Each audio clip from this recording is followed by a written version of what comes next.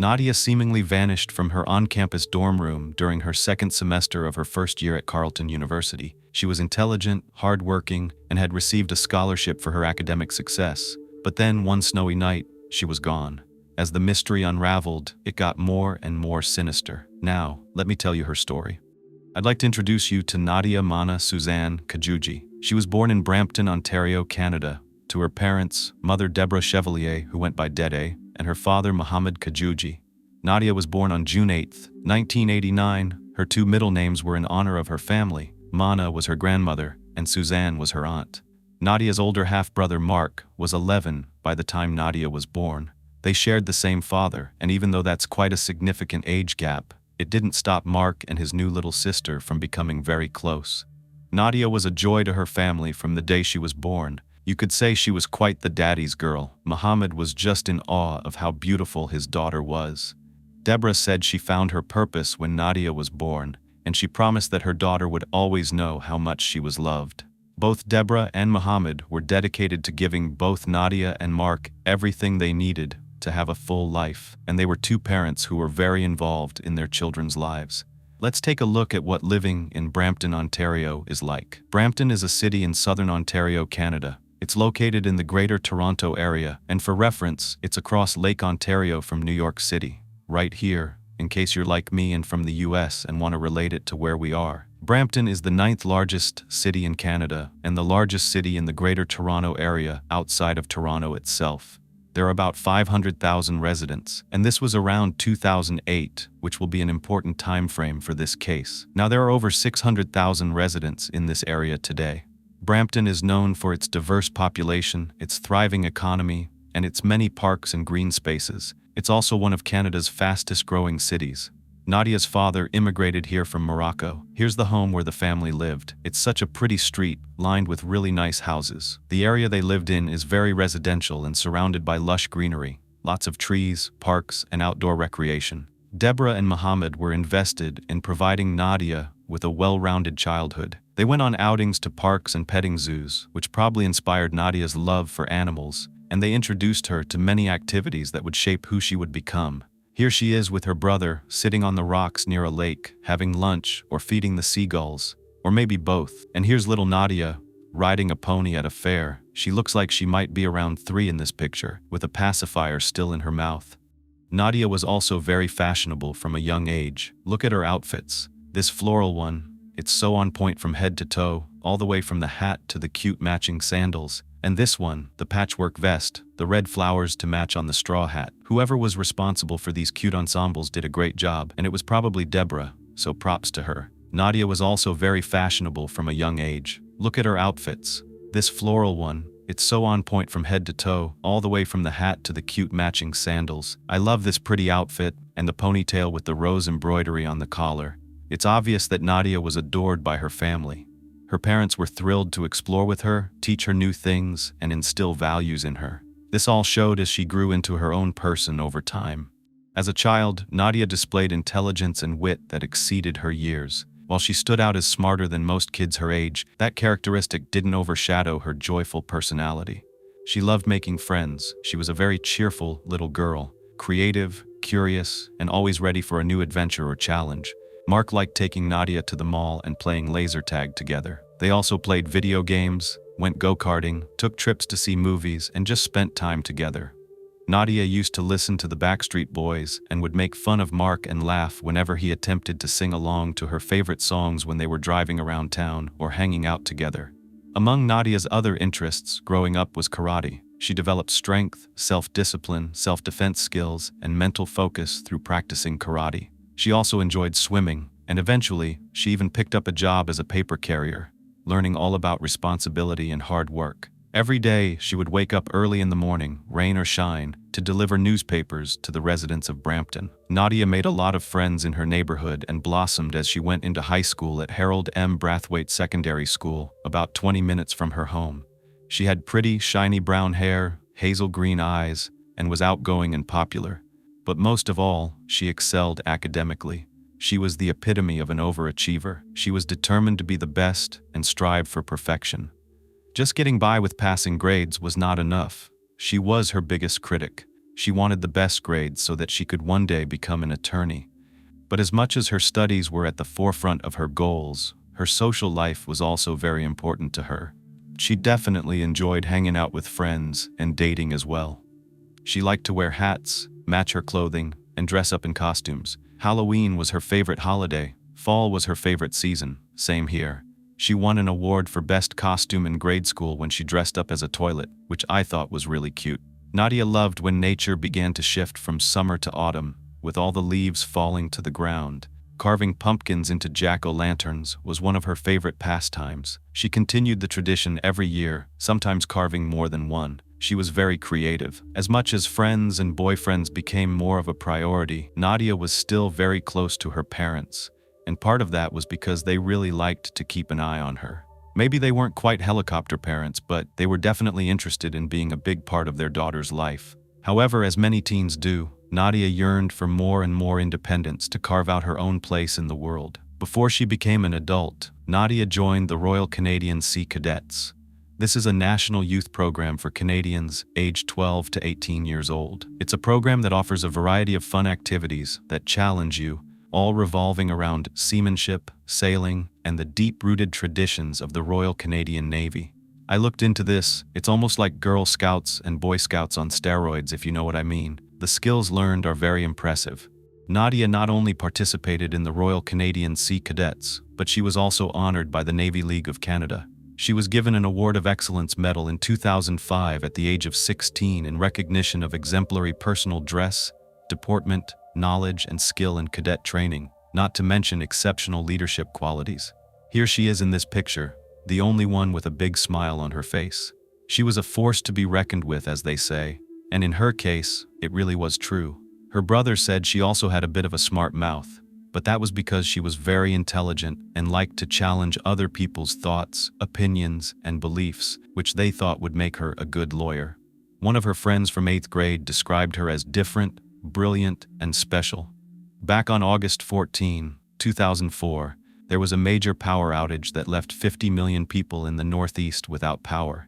Nadia was at one of her mom's friends' houses that night. It was the worst blackout in history, and you know what Nadia decided to do? She took her mom's friend's kids and set up a telescope to look at Mars. She took that opportunity to learn and to teach, because that's the kind of person she was. Nadia was also an exceptional writer. She wrote poems all the time, and they were deep and emotional, touching on themes of life's meaning, purpose, and her own perspective on love, pain, and humanity. She sang, she played guitar, she was a creative. She even performed Wish You Were Here at her high school's arts night in 2004 when she was in 10th grade. As a creative, she not only used pen and paper to showcase her art, she used her body as a canvas. She had a pierced eyebrow, a pierced tongue, and a tattoo of a geometric bat on her lower right stomach. I also liked her dark eyeliner. It was giving off a lot of eccentric vibes, which I'm a huge fan of. Overall, Nadia was just a beautiful young woman who was becoming more and more of her own person as the years went on. During high school, Nadia applied for a college scholarship through the Canadian Federation of University Women's Scholarships and Fellowships. It's for women who are pursuing higher education, and there are only about 10 to 13 awarded every year. And you probably guessed it, Nadia was one of the recipients of this award. Here is her letter congratulating her, which read in part, "Dear Nadia, congratulations on being selected as Harold M. Brathwaite's recipient of the Canadian Federation of University Women's Scholarship. In selecting an award winner, your teachers were asked to consider academic achievement and involvement in student activities. Your record in both areas was considered worthy of recognition. Well done." That's another thing I forgot to mention. Nadia gave back to her community. She dedicated her time and energy to those in need, particularly at the local soup kitchen. Every Saturday she would spend time feeding the less fortunate in her community, and her compassionate nature extended beyond humans. As I mentioned, she cared deeply for animals as well. Nadia was an outstanding person and student. After receiving the scholarship, it was time for her to choose a university to attend. Her parents, of course, were hoping that it was somewhere close by, but Nadia had different plans. As much as she loved and respected both of her parents, she wanted to explore a new place, meet new people, and not be under their watchful eyes. After all, she had earned this. Nadia was an outstanding person and student, award-winning. Her mother called her a shining star. Deborah said that Nadia was well-adjusted, happy, and confident. Though it would be hard to be away from her, she knew that Nadia would thrive, and it was time to let everything her mom and dad taught her be put into practice as an adult. Nadia applied and was accepted to Carleton University in Ottawa, Canada, a 5-hour drive from her hometown. Her brother Moore commented that Carleton University was far enough away that her parents wouldn't just show up on a whim, knocking on her dorm room door, but close enough to fly or drive for a visit so they could often spend holidays and important moments together. Being as close as she was with her dad, he understood why Nadia wanted to go away to college. She told him she didn't want him checking in on her constantly. She wanted the freedom of being 18, an adult and a grown-up in her own right. Mohammed acknowledged that he and Nadia's mother had always been very protective of their daughter. They wanted to ensure her safety and well-being, and that sounds reasonable. But I can also understand Nadia's desire to have a little taste of freedom within the confines of a very safe university. Plus, it is a beautiful campus, and I can definitely see the appeal. It's the perfect place for college students with lots to do. Carleton University has a 150-acre campus located west of Old Ottawa South, a small, historic neighborhood in Canada's capital. This area is home to many professors and students, and it's also one of Ottawa's most politically progressive neighborhoods. The campus sits along the Rideau River, which is 146 kilometers long, about 91 miles, and winds through Ottawa. The river begins flowing from the upper Rideau Lake, shown here on this map in relation to the university, and empties into the Ottawa River at the Rideau Falls, a beautiful waterfall only 60 minutes from campus. That horseshoe-shaped river flows out through 2 dams, which were built to channel water into a man-made canal on the river's east bank. This canal was made during the construction of the Rideau Canal, a popular attraction near the campus. The Rideau Canal transforms into an ice skating rink during the winter, stretching a Guinness World Record-setting 7.8 kilometers, around 5 miles, making it the world's largest ice rink. The canal, 202 kilometers long, 125 miles, runs from Kingston to Ottawa and winds through Ottawa's downtown. This unique skateway typically opens from January to early March, weather permitting. It's free, accessible 7 days a week, and open 24 hours a day. How fun would that be? Probably because I don't have anything like that here in California. It's bustling and festive at night, a romantic, lively place, and a great reason to visit this area. With a beautiful setting and historic buildings that look like castles, the canal area attracts students, residents, and tourists all year round for walking, hiking, running, and biking. It's one of Ottawa's oldest landmarks and a popular place for students to take a stroll during their breaks. This was an exciting time for Nadia, who began her freshman year in the first week of September 2007, right around her 18th birthday. She was a public affairs and policy management major, which involved studying the relationships between governments, organizations, and the public.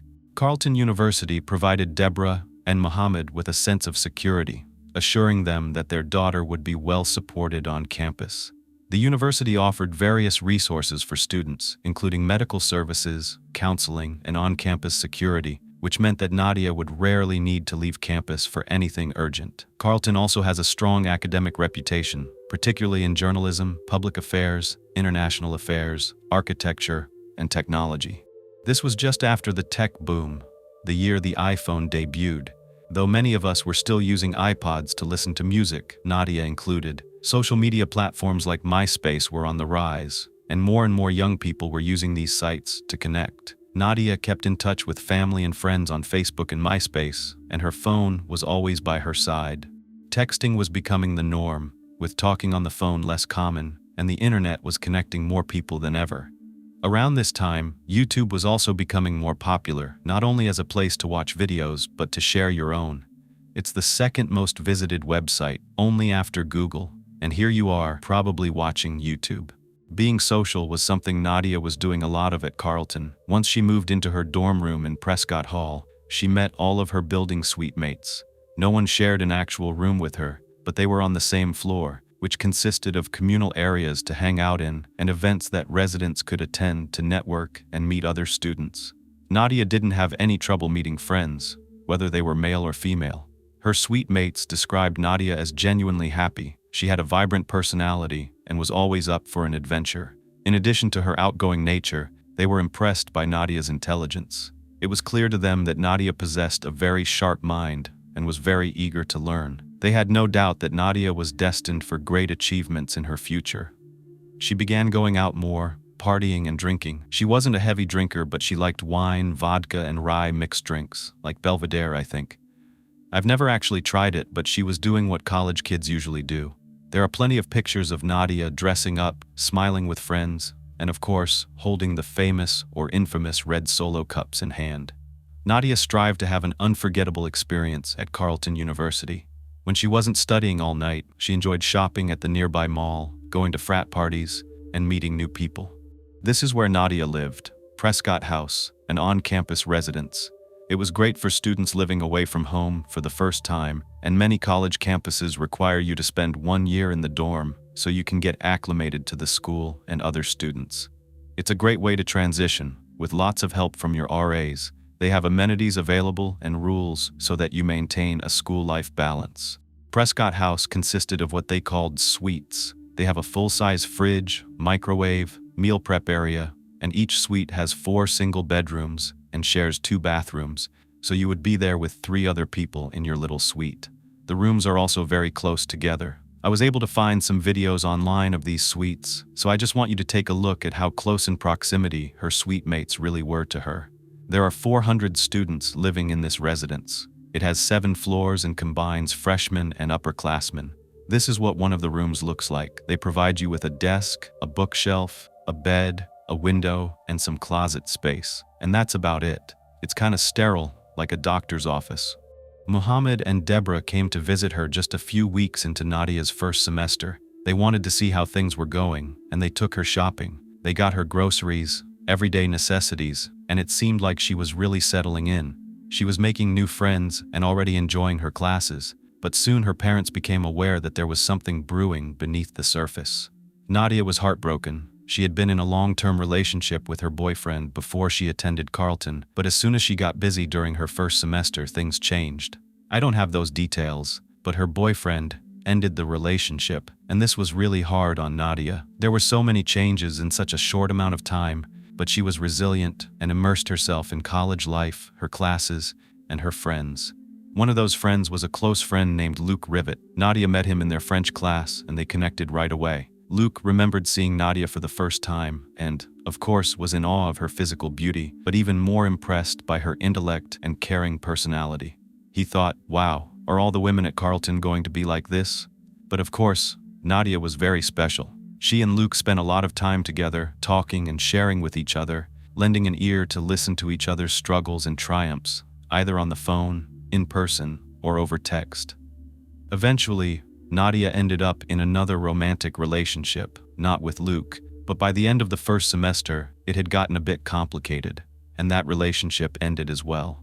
So, going into the winter break when Nadia went back home to visit her parents for the holidays, she definitely seemed to have a lot on her mind, which is understandable.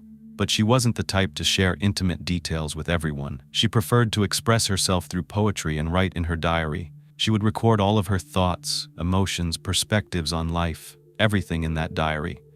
Her diary meant a lot to her, and she kept it in a very safe place where it wouldn't be easily accessible. She also began to keep a journal on her laptop, another prized possession, like many of us have. Nadia spent a lot of time on her computer and her phone, with her headphones in, listening to music on her iPod. One of her favorite songs was Bittersweet Symphony by The Verve. If you know, you know. This song meant a lot to Nadia, and you may be able to relate to. T.I was one of those songs that you would play over and over again on repeat. Nadia really loved spending time listening to music and studying. You could find her in her dorm room, doing just that for hours and hours on end. Her suite mates always knew when Nadia was there because they could hear her music, especially when it wasn't playing through her headphones, but instead out of her computer. In the new year, in 2008, Nadia was back in classes and striving for perfection. She had a very heavy workload. Her schedule was packed, so she spent a lot of time studying. She and her suite mates, of course, would check in on one another to see how things were going, offer support, hang out, or just go out together to get away. Let's jump forward to later that year. It was March of 2008. The winter season starts in December and stretches through March in Ottawa, and it can be brutal. So even if students wanted to venture out of the dorms, there wasn't much to do in the freezing cold. I'm talking snowstorms bringing in snow that's waist-high in some areas. Of course, there's ice skating, as I mentioned, but the daily temperature is 6 degrees Fahrenheit, that's negative 14 degrees Celsius. The winter was finally almost over. Once the middle of April comes along, the ice begins to thaw, and it warms up, leading into the spring and summer months, and that is a lot of fun. It wasn't uncommon not to see students out and about because it was really cold. But on the morning of March 10th, one of Nadia's suite mates became concerned. She noticed Nadia's music playing loudly the night before, and it didn't stop until the late hours of the night. It continued all the way into the next morning, when she came out of her room. So as I explained, Nadia had a habit of listening to music and studying in her room, but it just seemed off. I'm sure we all know that feeling. Something just seemed off about it. Knowing that Nadia often enjoyed studying while listening to music, her suite mates initially dismissed it as her typical behavior. However, the volume was unusually high, and it seemed excessive, even by Nadia's standards. So when the suite mate knocked on her door and got no answer, she thought that was strange. She tried to open it, but it was locked. At that point, she realized, you know what? I haven't seen Nadia for at least a day or so. I'm sure if you've been in college, music like that coming from someone's room while you're trying to do things probably wasn't pleasant. But, of course, she was also concerned for her friend, worried that something might be wrong. They grew more determined to gain entry to her room, so they ended up calling campus security. The security guard came up to Nadia's room, listened, heard the music, knocked on the door, and didn't get an answer, just like the suite mates. The music was still going. It was playing loudly. Bittersweet Symphony was on repeat. The security guard decided to get a master key and unlock Nadia's door. When they entered her room, they saw her laptop. It was powered on, open but locked. Her music was playing, but Nadia wasn't there. Everything was in its place, or so it seemed. It looked like she had just stepped out for a moment, with the intention of coming right back. But where was she? After security asked Nadia's roommates if they had seen her, they all said they hadn't seen her in about a day. The head of security decided to reach out to Nadia's parents. Perhaps she had a family emergency and had to leave campus right away, going home without time to come back and grab all of her things. But it did seem a bit odd that her wallet, with her license, was still inside the room, and her phone wasn't there either, implying she had taken it with her. The head of security called Mohammed later that afternoon and asked if he knew where his daughter was. He said no. He thought she was at Carleton. The security officer informed him that no one had seen her in almost 2 days. Mohammed was shocked. He couldn't believe his daughter hadn't been heard from for 2 days, and that he was only now being notified. Mohammed and Deborah immediately stopped what they were doing and took the 5-hour, 300-mile drive to campus to look for their daughter. Everyone had been reaching out to her, but she wasn't answering her phone or text messages. That night, her phone began going straight to voicemail, which was even more concerning. This just wasn't like Nadia. She kept in touch with her friends and family and wouldn't leave without telling someone where she was going. Her mother talked to her regularly and had no idea where Nadia could be. Once her parents arrived at the university late Monday, they got in touch with the security department as well as Nadia's suite mates. Everyone was trying to piece together the last time they remembered seeing her. One of the girls said she heard the sound of Nadia's door closing between 11:20 and 11:30 on Sunday, the 9th. This was the same girl who found it odd when she woke up the next morning and heard the music still playing. Another student recalled seeing Nadia leaving the dorm around 11:30 p. that same night. However, these two eyewitness accounts weren't entirely reliable. The suite mate hadn't actually seen Nadia, she only heard her door close. And the other student wasn't 100% sure they saw Nadia that night. It could have been another night. Nadia's parents didn't know what to think. Many thoughts were going through their minds. There had been a bad snowstorm on Sunday night. Over a foot of snow fell, and it was already very cold and snowy with freezing conditions. It was also daylight saving time. So on Sunday, March 9th, 2008, at 2 a.m., everyone moved their clocks 1 hour forward to 3 a.m. About 10 hours had possibly gone by without Nadia being in contact with anyone. So of course Mohammed and Deborah reached out to everyone they knew who knew their daughter. But being in college, she had made so many new friends that her parents didn't know or recognize. This is an important aspect of the case. Once someone becomes an adult, things change, especially in terms of what they share with their parents and the information others share about them with their parents. In grade school, schools contact parents immediately about issues, but once someone is an adult, there's no obligation to keep a parent informed on anything, and that will come into play as you will see. Nadia's parents were under the impression that the university had strong security measures in place, and there were some. For example, everyone had a key card with their picture and name on it, which granted access to their residence hall and other authorized areas. The system tracked each swipe. There were also CCTV cameras on campus, but it turned out many of them didn't even record. They were just surveillance cameras that security could monitor in real time, which isn't helpful if something happened at another time. The cameras that did record weren't even in places you'd want them, like outside of the suites or in hallways. Instead, they were just scattered in locations like the front doors to buildings. This makes sense, but more cameras were needed, especially outside the dorm buildings. If anything happened to Nadia after she stepped out of Prescott Hall, they wouldn't know, and that was disheartening. Plus, at this point, no investigation was going on. Students leave campus all the time, and Nadia was an adult, so it was left to her parents to find her. They set out to search everywhere in the surrounding area of the dorm, and further. If she had left her dorm that night, she might have gotten caught in the storm.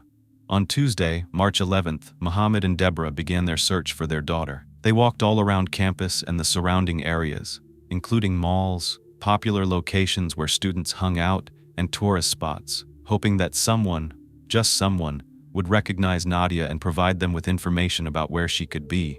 Mohammed didn't even want to tell Mark that his sister was missing, because, at this point, he was really hoping that she was going to turn up. He didn't want to worry him, but after 16 hours of searching, they were no closer to understanding where she was. Someone did come forward, saying that they thought they saw Nadia at an on-campus cafeteria called Oasis, buying pizza at 8:40 p.m. on Sunday night. Still, that's the same night that we're already aware that Nadia had at least been heard in her dorm room, her music, her door closing, and possibly seen leaving. No one had any information after Sunday. She did not show up for her classes on Monday either. By Wednesday, the 12th, it was finally time for security at the university to take this more seriously. It was at that point that they reached out for assistance from the authorities at the Ottawa Police Department. It had been 3 days now, with no signs of Nadia. First things first, the police wanted to gather information about things like what Nadia looked like. She was described as being of Mediterranean descent, 5 feet 8 inches tall, 130 pounds, medium build, with hazel eyes, shoulder-length brown hair with blonde streaks, an eyebrow ring, and a tongue ring. She had dark skin and a tattoo on her right stomach in the shape of a bat.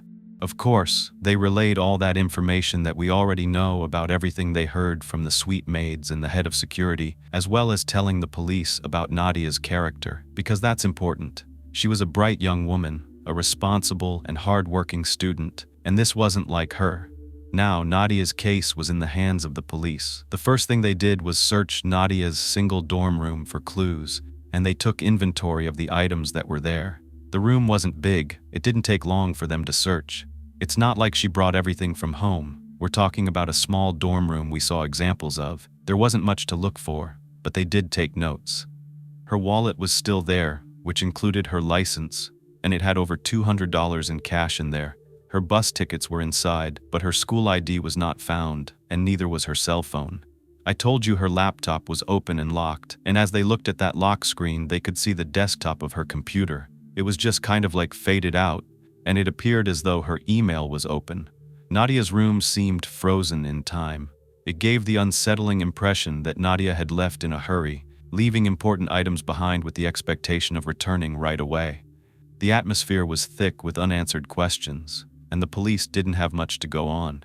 There was no evidence of a struggle, no forced entry into the room. It had been locked behind her as she left. When her suite mates were interviewed, they said that things were normal with Nadia. They didn't hear or see anything out of the ordinary. Even the music was ordinary.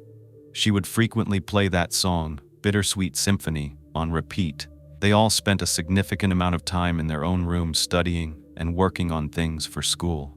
They also provided police with the names of other students that they knew hung out with Nadia, like Luke Rivet, who we know was very close with her. Next was reaching out to all of Nadia's friends. At the same time, Nadia's sudden disappearance had become real to her parents. She was missing. It was devastating, and it was time to notify her brother about what was going on. It was after midnight before Mohammed had the chance to text his son. All he said was, "Nadia is missing." Mark, half asleep, saw the text. He was rubbing his eyes, saying, "What? What is going on?" And that's exactly what Mark texted back, "What?" Then he sent another text asking, "What do you mean she's missing?" I can't even imagine getting a message like that. It gives me the chills thinking about it. Mark got out of bed, trying to collect his thoughts, and he was rereading his father's text messages. "Nadia is missing." Then another text came through. It said Nadia has not been seen in 3 days. Mark was shocked. He was confused. He was like, "What do you mean that she hasn't been seen for 3 days?" He wasn't understanding. He just didn't know what to think. Where was his sister? Of course, Mark and his father spoke about all the details that were known at that time, but there wasn't much. Mark was filled with disbelief. The gravity of the situation hit him hard. He knew that he had to get to his parents' side as soon as possible, so later that day, he took the drive to Carleton University. He made that 5-hour drive in about 3, obviously not exactly going the speed limit, but he didn't care. He said if he was going to get pulled over, he figured this was a good reason to get there fast. Time is always of the essence in a case like this when someone goes missing. He thought if anyone would understand, it would be the police. When he connected with his dad and Deborah, they brainstormed what they could do. They checked Nadia's bank account. It didn't have any recent activity. She didn't have a credit card, so they wondered how far she would be able to get without her license, her car, her wallet, and money. It really looked like she vanished out of thin air. But they couldn't help but think that Nadia might have been taken, that she had been forced against her will, and that she did not choose to leave. But what if she did? That crossed their minds as well. Could she have just wanted to get away? Even though it didn't seem like her, it was a possibility. Anything was possible at this point. So they banded together to start their own search in the nearby areas. At this point, additional family members came out to Carleton, including her aunt. They had missing persons flyers made, with a picture of Nadia, her description, and all the information about when and where she was last seen. They spread out and passed out flyers all day, every day. Later, they got a chance to gain access to Nadia's dorm room. It was their first time inside. What stuck out was that police had said, "Oh, we searched and we took an inventory of anything of evidentiary value," yet there was her laptop, open and locked, with what appeared to be an email on the screen, like she had just sent out a message. The police hadn't even collected her laptop for analysis. That seemed really confusing to her family. But remember, as an adult, the police were under the impression that, without evidence otherwise, Nadia might have just run away on her own. It's not as though they had a crime scene, for example. But I agree, not taking the laptop does seem like an oversight, and Nadia's family was not happy. They felt like they had a lack of support from the Ottawa police. Her parents were essentially leading this investigation. They had boots on the ground. They were asking people in the community if they had seen her.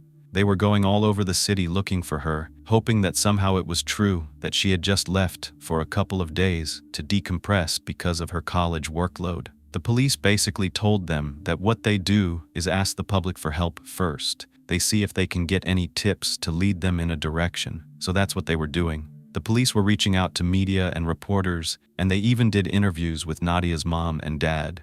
By March 14th, the first article about Nadia's disappearance was posted by the Ottawa Citizen newspaper. It talked about how Mohammed and Deborah were in the city that they were unfamiliar with, and they were frantically searching for their daughter. The couple had made their way to the Rideau Center, a place where they were told that teenagers liked to hang out. They described their daughter as chatty, outgoing, fun-loving, and someone who loved to go shopping, so they were hoping that they would see her in that crowd, but they didn't. The newspaper also posted this picture of Nadia. By now, many of her close friends had been informed that she had been missing. Sergeant Peter Lunigar of the Missing Persons Unit was assigned to Nadia's case. He told the Ottawa Citizen that she didn't tell anyone where she was going, and she had never done anything like this before. It was very out of character. However, that wasn't exactly true, and we're going to get to that in a moment. The sergeant had already spoken to a few of Nadia's friends who informed him that they had spoken to her that weekend, and she posted on Facebook the night she was last seen. The article also revealed that Deborah had spoken to her daughter about a week before she disappeared, but Nadia was very busy with classes, and Deborah knew she needed to give her space. She didn't think anything of it when she didn't hear from her over the week.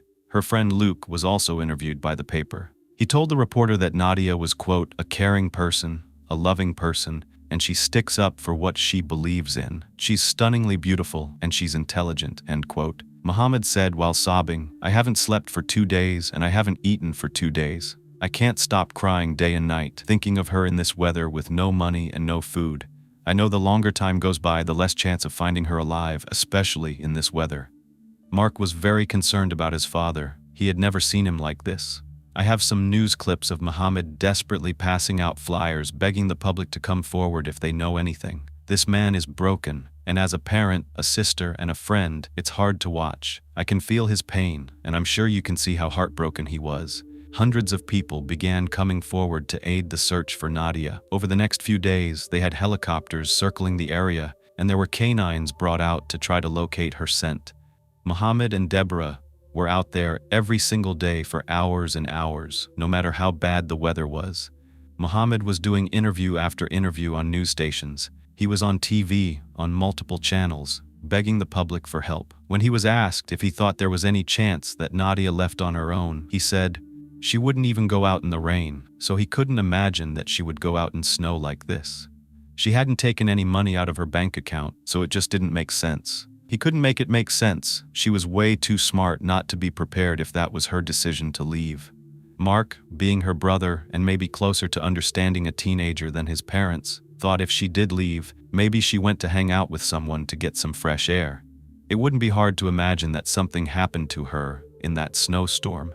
There were so many places that she could be. She could be in a ditch underneath the snow. He was actually hoping that she did leave on her own, that she just decided, in his words, to take a bus to Miami or something. He didn't want the truth to be something more sinister. There were moments when her family even hoped she had been taken, because then there was a chance she was still alive. But if she was under that snow somewhere, stuck because of that storm, that is what their nightmare was. However, just as Mohammed had said, days went on, and it got harder to hold on to that hope. A Facebook group was created around this time. It was called Nadia Kajouji Help Us Locate Her. Her story was gaining traction. It was all over the Toronto news, including City News, Toronto Star, Toronto Sun, CTV News, and more. Many people were coming to that Facebook page to provide clues, assumptions, and even suggestions. One suggestion was to contact the psychic named Robert Lindblad, who apparently was very well known in the area for being able to help families of missing people. The family was desperate, so Mark, being part of the Facebook group, did reach out to that psychic. He was hoping that he could get something useful from him. Anything. Apparently this medium, the psychic, ran a free international service to find the whereabouts of missing children and their kidnappers and murderers. That's what's on his website right here. But then, on that site it says it's $10 a question, so it's a little bit confusing. It's very out of date, so I have no idea if this guy is still in business today. Luke Rivet was also interviewed by the police, and there was something very interesting he revealed. Though he and Nadia were very close friends, he wanted to be more. He was actually in love with her. He said that he never told her about his feelings, but at the time that she went missing, he admitted that they were in an argument. He had betrayed her trust by reading her diary, and that's understandable. That could very well be considered a violation to someone, to get a peek at your deepest thoughts without your consent. I can see why Luke would be compelled to do so, considering he wanted to be with Nadia. So maybe he wanted to know how she felt before he put himself out there. But this had occurred a day or so before she went missing. He could have been one of the last people to see her.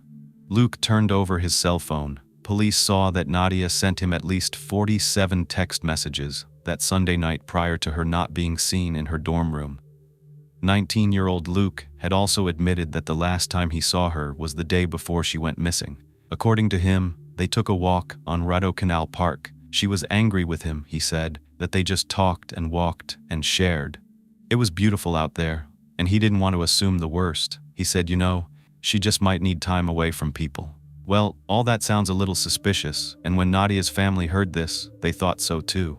Here's this guy who has deep feelings for her, went through her very personal diary. She's upset before she disappeared, and then he was with her the day prior. He wasn't coming forward to speak to them about any of it. Why, they wondered. What had he read in that diary, and where was it? The leather-bound journal had not been found in her dorm room, and that seemed odd too. Why would that be missing? There was a lot being speculated in that Facebook group, which then had 500 members. Speaking of Facebook, there had not been any activity on Nadia's account since the night she went missing, and her last post was very eerie. It left everyone with even more questions. It read, "Nadia will someday be loved." Why was she referring to herself in the third person? Was this really her that posted this? She was loved. It was clear from the effort that everyone who loved her was putting in to find her. Mark wrote this in the Facebook group. "My biggest frustration right now is the fact that my life and financial obligations are taking a priority over searching for my sister. I love my job very much, and I find it as a form of therapy. But as each day goes by and new information surfaces, I just leave for Ottawa. I feel trapped at times when people want to talk or send emails or want to do interviews because I've made a commitment to my team. These past 3 days have been a great way to see if I'm able to work with my mind racing in many directions. I have 2 days off and need to utilize those to get my head straight." Finally, the police have some concrete information to share. The lock on Nadia's door was engaged at 9:41 p.m., according to the security system in her dorm room. They also seized her laptop and were analyzing it. It was also reported that one of the security officers said that weekend he himself got stuck in thigh-high snow and he needed assistance to get out. That was not positive news. The storm was really bad that night, and the snow was still on the ground, making it hard to search certain areas. Nadia's family was disappointed with how long it took for police to even conduct a ground search at all, and it still wasn't done. They were going out there trying to search every day. Video footage was retrieved from some of the cameras, but it was so grainy and dark that you couldn't make out models of cars in the parking lot or driving by, and there was hardly anyone on foot in that area. However, there were some taxis seen on the footage. According to Nadia's mom in a post in the Facebook group, she said, "There's only one taxi company that has the rights to pick up from the university, and I find it very disappointing that the police made no attempt to contact that company to find out which drivers were working that night, the night that she disappeared. Bus drivers and taxi drivers can serve as a wealth of information. We went to the cab company ourselves, and the lady there expressed surprise and concern that the police had not been by.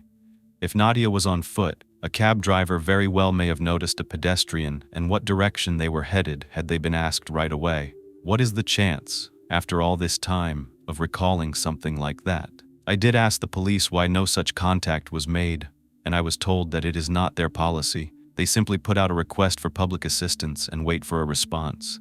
She also added, "I would like to say that I've been touched by the overwhelming support from my family, friends, and even complete strangers. Your love and compassion go a long way in helping me to cope and to stay positive right now." Poor Deborah. She added that many people had asked her about a trust fund, and she was very touched by that, but she was not comfortable with that idea. She did want to discuss it with her family, and she also said that she was so sorry if she appeared to be rambling, but that her hands were trembling as she was typing, and that it was hard for her to keep her thoughts straight. That's such a picture of how stressful and heartbreaking this would be for a mother or for any loved one. At the end of her message, Deborah signed off, saying, "Please stay strong, Nadia. We are all searching for you. Love, Mom." Police also reported that there were only 10 calls placed and received on Nadia's phone between November 21st and March 9th, and that seemed odd for a college-age student. But as I said, texting had become a lot more popular. It was just something that Mark found out at the time, and that may have been significant as they collected more and more evidence. Could they have been deleted from her phone? Not sure, just another note to make. Mark posted this on Facebook. "In this day and age, I will not accept the answers that she vanished from thin air. More than a week later, I can tell you that Carleton University needs to increase their CCTV budget. When wandering around, I saw minimal camera presence. Cameras are not meant to be in secret locations. They need to be right there as you walk in the lobby, get off the elevator, leave the front doors, and so on. I just have so many questions about so many things but don't know who to ask. The girls living with her, friends, boyfriends, teachers, cab drivers, bartenders, chefs, police. I could go on. The only point I'm making is that more than 9 days later, I'm not sure what information is out there to piece together a timeline. To me, that is very important. Not as important as the electronic tools they have, such as being able to read locks and cameras that I saw in the tunnels. Anything at this point will help. That is why genuine information and people are important. So you see, at this point, a week had gone by. It had also been reported that a woman was attacked on campus back in September, yet no changes were made to the CCTV system. Police were still talking to Nadia's friends, and remember I said that it wasn't entirely true that nothing like this had happened before. Well, you're about to find out why I said that. Police got in touch with a friend of Nadia's named Pascal Jensen. Pascal explained that at one point the two were very close. As a matter of fact, a mutual friend had introduced them to one another. At the time, Nadia was just beginning to express more of her true identity, and one aspect of Nadia that she revealed was in regard to her sexuality, which was not a phase, according to her. I'll let you watch it as I read what's on these papers that she's holding up. This was a trend back then. People used to hold up cards like this or posters with very deep and meaningful messages on them without saying a word. They usually just played some music. The first piece of paper reads, "My sexuality is not a phase." Remember back to what I said about Bittersweet Symphony and the evolution that we go through? Nadia was realizing things about herself. She was in a discovery era, and she was proud to embrace the new things that she was learning about herself. I told you sometimes people think it's a phase. Well, she says otherwise. Let's continue, because this is a very powerful message. She writes, "My sexuality does not confuse me. My sexuality is not a cry for attention. My sexuality is not indicative of promiscuity. My sexuality is not idle curiosity. My sexuality is not a statement or rebellion. My sexuality is not a choice." Then she reveals, "I am bisexual," and then states, "My sexuality is a part of who I am. I do not need to pick a side." Her ultimate message is love the person, not the gender, ending with a paper that reads, "Bisexual Pride."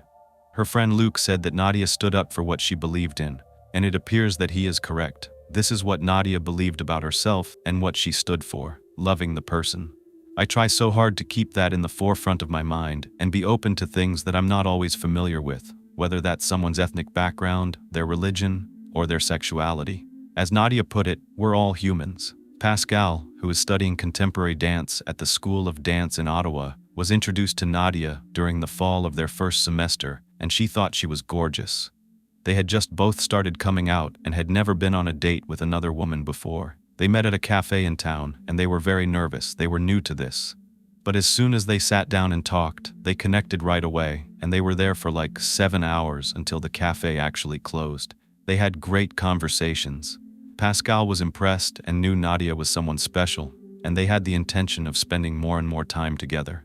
They kept in touch through text, since they were both very busy with school and would see each other in between studying and going to class.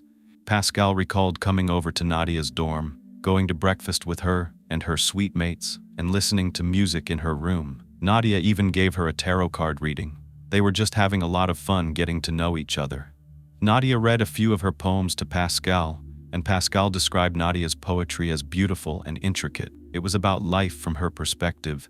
They were having such a great time together, and that is why it struck Pascal as odd when one night the pair planned to get together.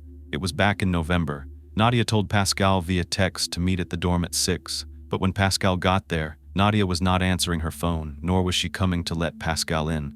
Even after sending Nadia a few text messages saying, "Hey, I'm here, I'm outside your door, are you coming?"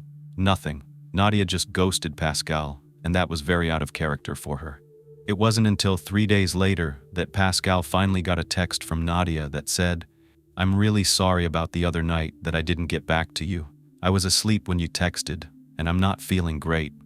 She explained that winter break was coming up. She had a lot of work to get done and had plans to go back home for Christmas. Then she said she wasn't even sure that she was going to come back to Carleton after break. Pascal just responded with, "I hope you get better soon, and if you need anything, I'll be there." Remember, by this time Nadia had already gone through 2 breakups, and she was just coming into who she was as a person. That's a lot to go through at once, so Nadia had kinda gotten off the grid before, in a sense. She was the type that wouldn't answer for a few days, even to people close to her, but this still seemed different. When Pascal found out that Nadia was missing, it was unreal. Nadia's picture was on TV. Just imagine that. The news stations were asking for the public's help. Pascal was just staring in disbelief. Of course, Pascal wanted to join in the search, looking everywhere around campus and beyond, just like everyone else who loved and cared about Nadia. 9 days after Nadia was last seen, a friend came forward with a tip, the first real lead in Nadia's case since she disappeared. Remember how her laptop was powered on? It was locked. It looked like she was writing an email. Well, she had written an email and sent it before locking her dorm room the last time on the night of March 9th. It was at 9:30 p.m. She emailed a friend telling them that she was going ice skating that night. The email read, "I am going to brave the elements and go out for a bit of a skate. I think I'll talk to you when I get back." Investigators talked to friends of hers. Luke had mentioned going with Nadia to that canal on previous occasions, so he was asked whether Nadia had ice skates, and he said yes. He gave a description: beige Nike skates with white fur on the ankles. Here's a picture of the same style skates. When investigators went looking in Nadia's dorm room for her skates, they were missing. That's when another friend, Jessica Brown, came forward and said she recalled seeing Nadia leaving the building with her winter coat around 11 p.m. on Sunday. Investigators confirmed that Nadia's winter coat that she usually wears is also missing from her dorm. So far, the items that are missing are her phone, her school ID, ice skates, her leather-bound journal, a black down-fill jacket, and a pair of high-soled suede boots with fur, coupled with the email that she sent at 9:30 saying she was going skating. Investigators begin to narrow their search to any area nearby where people go ice skating. When her family hears this, the first thing they think of is that she would not be going skating alone. So who was she meeting? Why was her journal missing, the same one that Luke had read without her permission? Something wasn't adding up. Plus, the most popular areas to skate, the Rideau Canal Skateway, were closed. For example, the season was closed March 5th, days before Nadia emailed that friend that she was going to brave the elements. The next location was Brewers Park, and that skating rink had also been closed due to inclement weather. There is a reason these skate areas close. I looked at the Rideau Skateway website today and found this big message. It says the skateway will not be open this winter because, despite all the efforts by their team, the latest ice tests show that the Rideau Canal Skateway remains unsafe for skating. This is usually open 24 hours a day, but if it's unsafe, no one should be on that ice. This really concerns investigators and, of course, Nadia's family. There's also an ice skating area on campus. It's an indoor rink, but there are only designated times for figure skating, and 9 p.m. on a Sunday was not one of them. I wondered what made these conditions unsafe. I'm not familiar, and the Skateway website explained that it's open to the public once the surface is at least 30 centimeters thick, so the ice has to be really thick and of good quality for that to happen. Their ice experts actually come out there. They need 10 to 14 days of consecutive cold weather once the layer of ice has been formed. Drilling team actually goes out there, and they drill down to get a core sample out of the ice. Look at this thing. They use this ice core, that's what they call it, to measure the thickness and check the ice quality. When their testing shows a sufficient thickness of 30 centimeters and good quality ice, then it's safe, and they do this daily. They also take into account all the weight and the pressure that's put on the ice from all of those people skating every single day. Not only do they monitor the thickness and the composition, but they also make sure there's not too much weight on the surface of the ice. The weight of the crowds and snow, the snow removal equipment, it all must be dispersed for the ice to remain safe.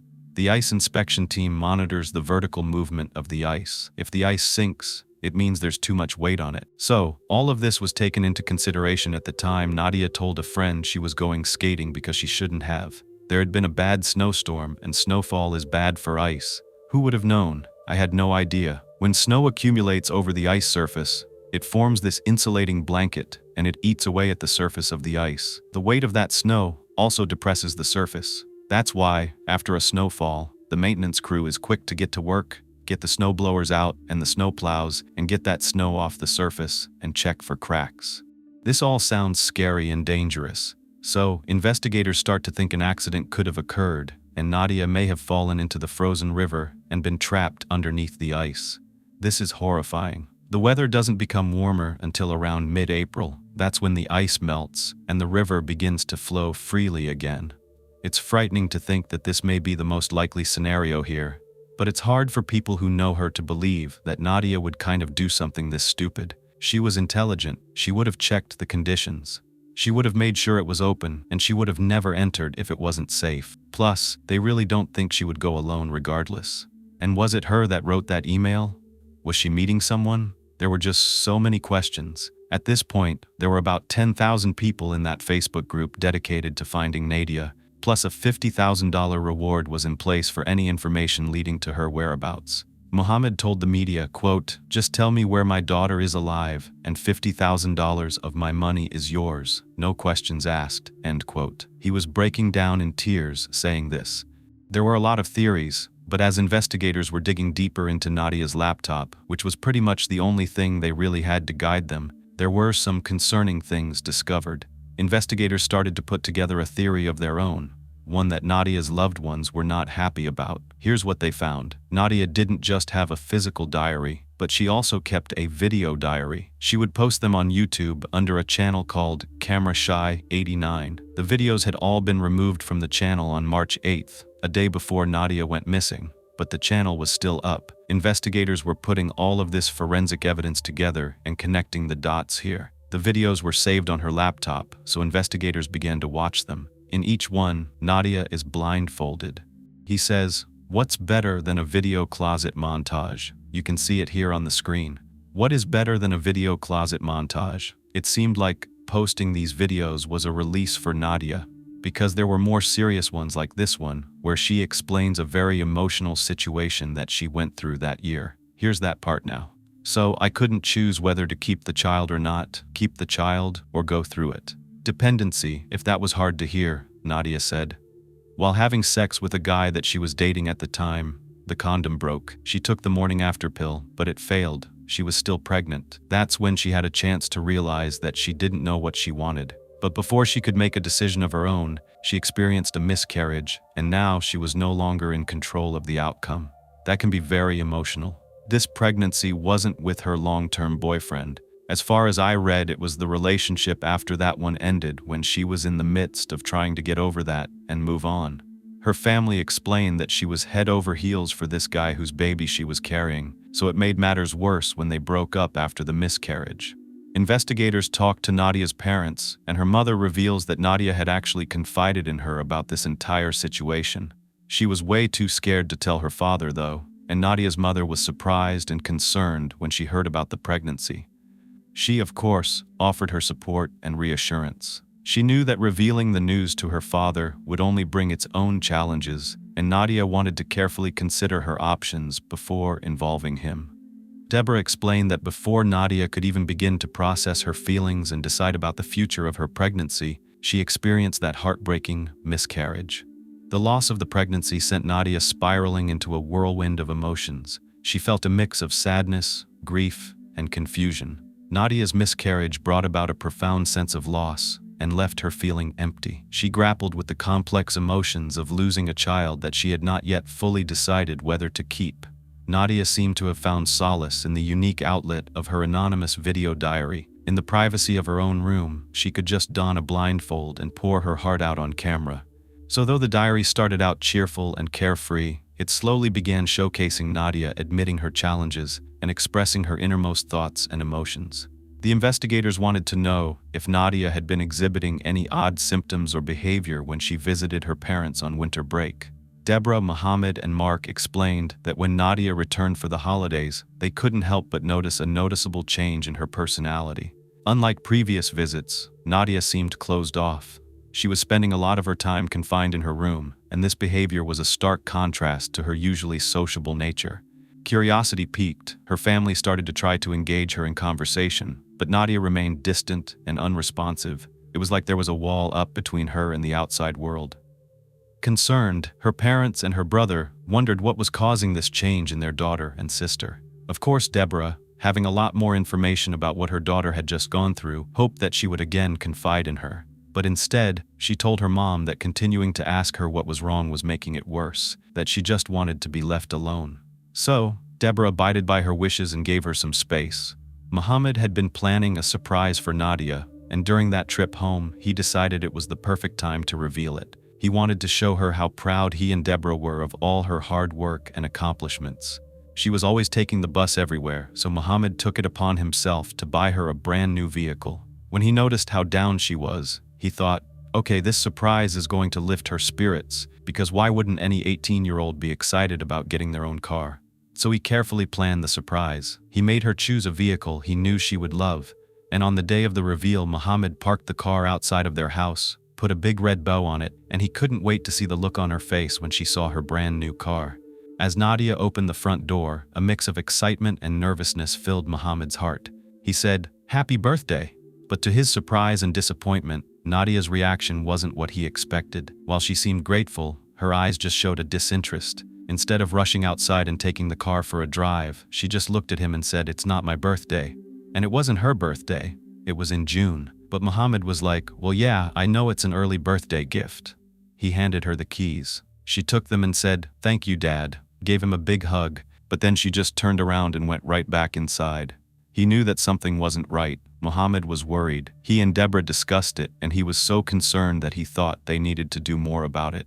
But Deborah said she already tried talking to Nadia. She said she was fine, but her dad didn't believe her. He thought something must have happened at school, and of course, we know he was right. She had just experienced 2 breakups, an unplanned pregnancy, and a miscarriage, among all the other normal stressors of being a new student experiencing this new place. Plus, we know she was also starting to come out as bisexual, going on dates with Pascal. It was a lot. Her video diary started to change. They were darker in nature. Even the lights were dimmed in the video she recorded after winter break. In these videos, she's much closer to the camera, almost whispering as though she doesn't want anyone around to hear her. This was a time when she was spending hours and hours in her dorm room all alone. She became a lot less social. She spoke about her struggles while away at college, the pressure of academic expectations, and the overwhelming feeling of being lost in a fast-paced world around her. "Let's listen," she said. "I can't even go to class. I'm going to lose this semester. And it seems like it would be easy, just start going to class and doing your work, but I can't." She said she can't function, she can't stand school, she can't even go to class, and she was going to lose this semester. She goes, "It seems like it would be easy just to start going to your classes and doing your work, but you can't." When her parents were shown these videos, it became very clear that Nadia was struggling to have perfect grades. She had been an overachiever her whole life, striving to go to law school, which didn't leave much room for any mistakes. And we know that she even told Pascal she wasn't sure she wanted to come back for the 2nd semester. Pascal told investigators that they did correspond via Facebook over break and then into the new year. Pascal had asked Nadia how her Christmas break went, and she said it was okay. But then Pascal asked if she could see her that night, and Nadia said, "I can't, I'm too busy." So Pascal said, "Hey, you want to get some coffee tomorrow?" And Nadia said, "I'm sorry, I can't, I have too much work." Pascal said it really didn't seem like Nadia wanted to meet up, so their relationship did not progress after that. It became clear that Nadia either wasn't interested in making excuses, or that she just really didn't have any free time. Pascal says she did end up seeing Nadia once again before she disappeared. It was about a month before March 9th, late in February, and there was a party at a frat house. Friends told Pascal that Nadia would be going, and they did end up running into each other. They had drinks together, had a really great time, and Nadia seemed so happy. It was the Nadia that Pascal had remembered. They sat next to each other, took this picture, they were talking and connecting, and then Nadia got up. Pascal thought, okay, she's leaving to go to the restroom, but surprisingly, Nadia never came back. She didn't even let anyone know she was leaving. No one knew where she went. They called her and texted her over and over again with no response. Pascal was worried. She kept texting things like, "Where are you? I'm worried, please call me." So after hearing all this, investigators are leaning towards Nadia leaving on her own. She had done this before, so maybe she just picked up and walked out, and then maybe she got caught in a snowstorm, or maybe she's long gone by now. Now that the investigation is in full swing, they request all of Nadia's academic records. They want to know how she was doing in her classes, and it turns out it wasn't good. Her grades had dropped, she was skipping class, and apparently, she had an appointment with a counselor on Monday, March 10th, that she never showed up to because she went missing. But then, a huge red flag. As they looked deeper into why Nadia was scheduled with this counselor, there was a report about an incident that occurred on campus involving Nadia back in November, about 4 months before all this. I couldn't believe this, and neither could a lot of other people. Nadia was reported to have been running down the hallways at school, into the cafeteria, a full cafeteria with students, yelling and waving a box cutter in the air, with the razor blade pushed out.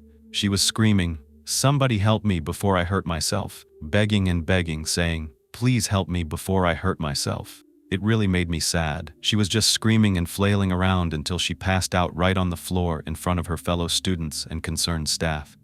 Nadia's parents, who were financially responsible for her education there at Carleton, were never notified about this bizarre and terrifying event. They were livid. How could the school keep this from them? Remember I told you, when someone's 18, a lot changes. There were rules in place to protect a student's privacy. Once they're 18, they're adults, so their records are not released to parents without their consent, and the school has no duty to inform them of these types of things, which I understand, but is also shocking. I can see both sides of this. 18 is still so young. Instead, the school ordered Nadia to attend weekly meetings with an on-campus mental health counselor, and she followed through. Nadia wanted help. She was exhibiting signs of depression, and she could not sleep. She wanted so badly to get back to her normal self. This is also when Nadia's video diary became even darker. There was one of these videos made shortly after she began these meetings with a counselor, where she admits that she's actually thought about self-harm and even discussed it with her counselor. It seems as though that she wanted a sleep aid to help her get some rest, and it sounds like the doctor or this counselor was not at that point of giving that to her. Back to Nadia, not sleeping has terrible effects. Not sleeping can have really devastating effects on us. Sleep deprivation can cause a number of issues for your mental health and physical health, and the main symptom of sleep loss is extreme sleepiness during the day. That means in the hours we need to actually get things done, it makes it hard to focus. There are other symptoms like depressed mood, poor memory, concentration issues, increased irritability, anxiety, impaired thinking, and so many more, including chronic health problems. Not sleeping can make you feel like you're going crazy and you're living in a haze. Sleeping, just like eating and drinking and breathing, is a basic human necessity. Hormones like the stress hormone cortisol, for example, can have higher levels, and that can affect your sleep. So many people also suffer from seasonal depression during the winter. I wanted to point out that Nadia actually talks about how snowy it is in one of her videos. She even positioned the camera so her viewers could see out the window at all the snow. It makes it even more dreary, causing many people not to be able to function as usual, and it sounds like Nadia falls into that group of people. Teens between 13 and 18 years old need about 8 to 10 hours of sleep a night.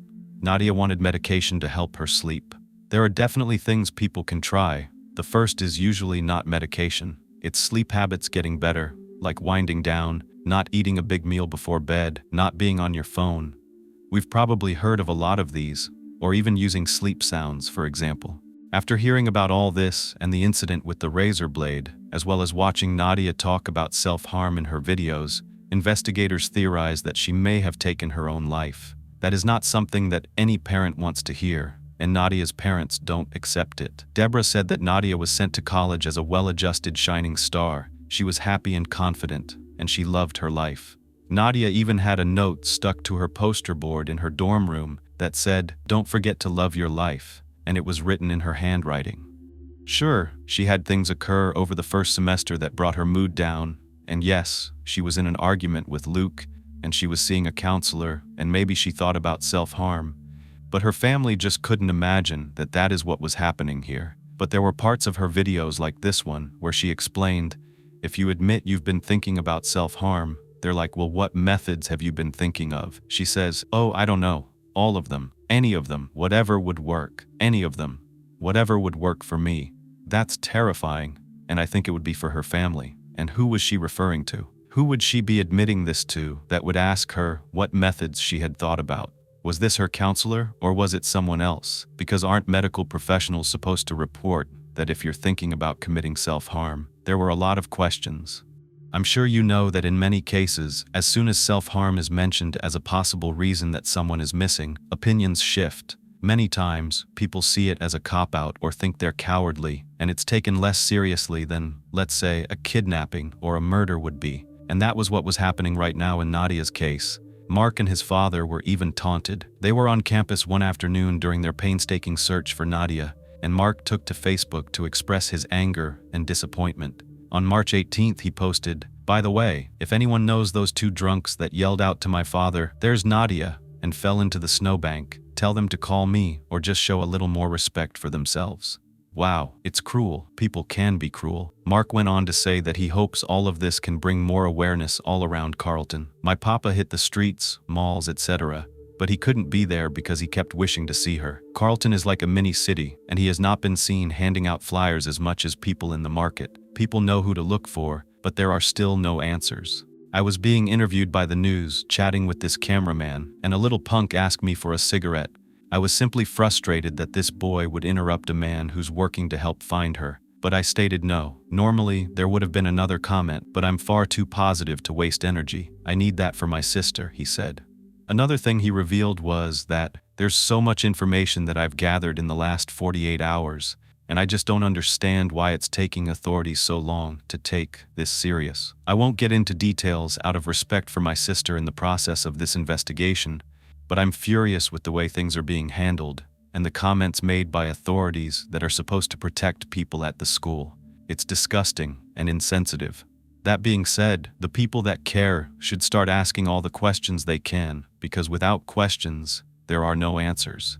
He goes on, it took until the 12th to be reported to the police, yet her music was on loud, and security had to open her door in the morning. This was normal to listen to music in her room, but if she was seen leaving with the same loud music playing, why did that not set off some alarm bells to security and her roommates, considering she was not in her room? Why does it take so long to comb through the video footage on campus? Why does Luke feel that it's a grieving process instead of taking a stand and doing something? Why has he not contacted me? Is he in this group? If he doesn't want to comment to the news about her journal, what is even in it?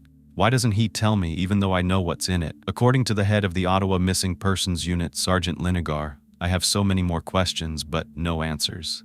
You can tell just how frustrated Mark was. Families don't always get the information either, and authorities deal with so much of this that they can come off as insensitive. Word got out that the detectives theorized that Nadia may have been contemplating taking her own life. Perhaps she went somewhere to do it. There were many web sleuths in that Facebook group, which was now at 15,000 members, all trying to help or stay up to date on Nadia's case. So it would seem Nadia had every intention to live until she was old and gray, making a comment like that. And that's what the poster wanted to share, something positive. That song's lyrics are also very deep, with the chorus saying, "I said maybe you're gonna be the one that saves me." We know Nadia was reaching out for help again. Art imitates life, and it makes sense that you would be drawn to the song like she was to Bittersweet Symphony, being a poet herself. Reading through the posts on Facebook, somebody said the fact her phone was with her and didn't shut off until March 10th meant that she probably didn't go skating and fall into water because her phone would have instantly shut off. And that's a good point. I'm sure the detectives were taking all of this into account. But another poster and friend told the group they remembered Nadia talking about what happens to your Facebook account after you die, and that this was just 2 days before she left. No one knew what to believe. Nadia's mom, Deborah, also posted in the Facebook group, and she said, "Much is being said about the response by the Ottawa police. I've been asked many times how I feel about their response, and it's a difficult question to answer. Keep in mind as you read this, I am her mother, and as such, my judgment is clouded and biased. I just needed to say that first in order to keep things in the proper context. Of course, as her mother, I would have expected more from the police. I would try to keep only to the facts and keep my emotions from surfacing." The first thing that struck me as very strange was when we visited Nadia's room. Police had already searched the room, and I was told they completed an inventory of everything in it. Her laptop was sitting open on her desk. It had not been shut down and had been locked. You could see from the faded screen that she'd been using her email just before it was locked. I could not understand why police had not already seized the computer because of that. We would have to wait another week before finding out about the email she had sent. Nadia's aunt was also posting a lot and responding to many theories. She didn't think Nadia really went skating at all. Maybe it was to throw everyone off. Meanwhile, the detectives found out that Nadia finally did get that medication she wanted. She was actually prescribed 2 medications, one for insomnia and the other for depression. But instead of helping her, it seemed as though Nadia became even more antisocial and spent more and more time holed up in her room alone. There was something else, something even more concerning. As detectives did their forensic analysis on Nadia's laptop, they pulled up all the websites that she had been visiting, and one stood out. It was called Alt Suicide Holiday. This was sort of like a Reddit-type forum that was created to talk about the relationship between holiday seasons and self-harm thoughts. But eventually, over the years, This forum evolved into a place where anyone could express their thoughts and feelings about taking their lives and find support to get through it, a place for like-minded people to connect. The site was known by the acronym ASCH and eventually just became known as ASCH. So, Nadia had ventured onto that site while Googling things about her thoughts. Many of the people that go on ASH are not actually suffering from thoughts of death and ending their life. Many participants are there to post positive messages and provide psychological support. But this site was also well known for being a negative place for people who are hurting the way that Nadia was, because it can open the door to trolls. It's not moderated, anything goes in there, and there are a lot of really dark conversations, including forums that discuss the best ways to end it all. Detectives didn't think that this was a good sign. They were able to pull up Nadia's profile, sign into the account, and explore the things that she was talking about. Eventually, they found messages that she exchanged with another poster on the site. This poster's username was Cami D, who also went by Falcon Girl, or just Cami. The conversation started on Ash, but then Nadia and Cami moved their conversations to MSN Messenger because it was private. That way, they could connect on a deeper level and share their stories.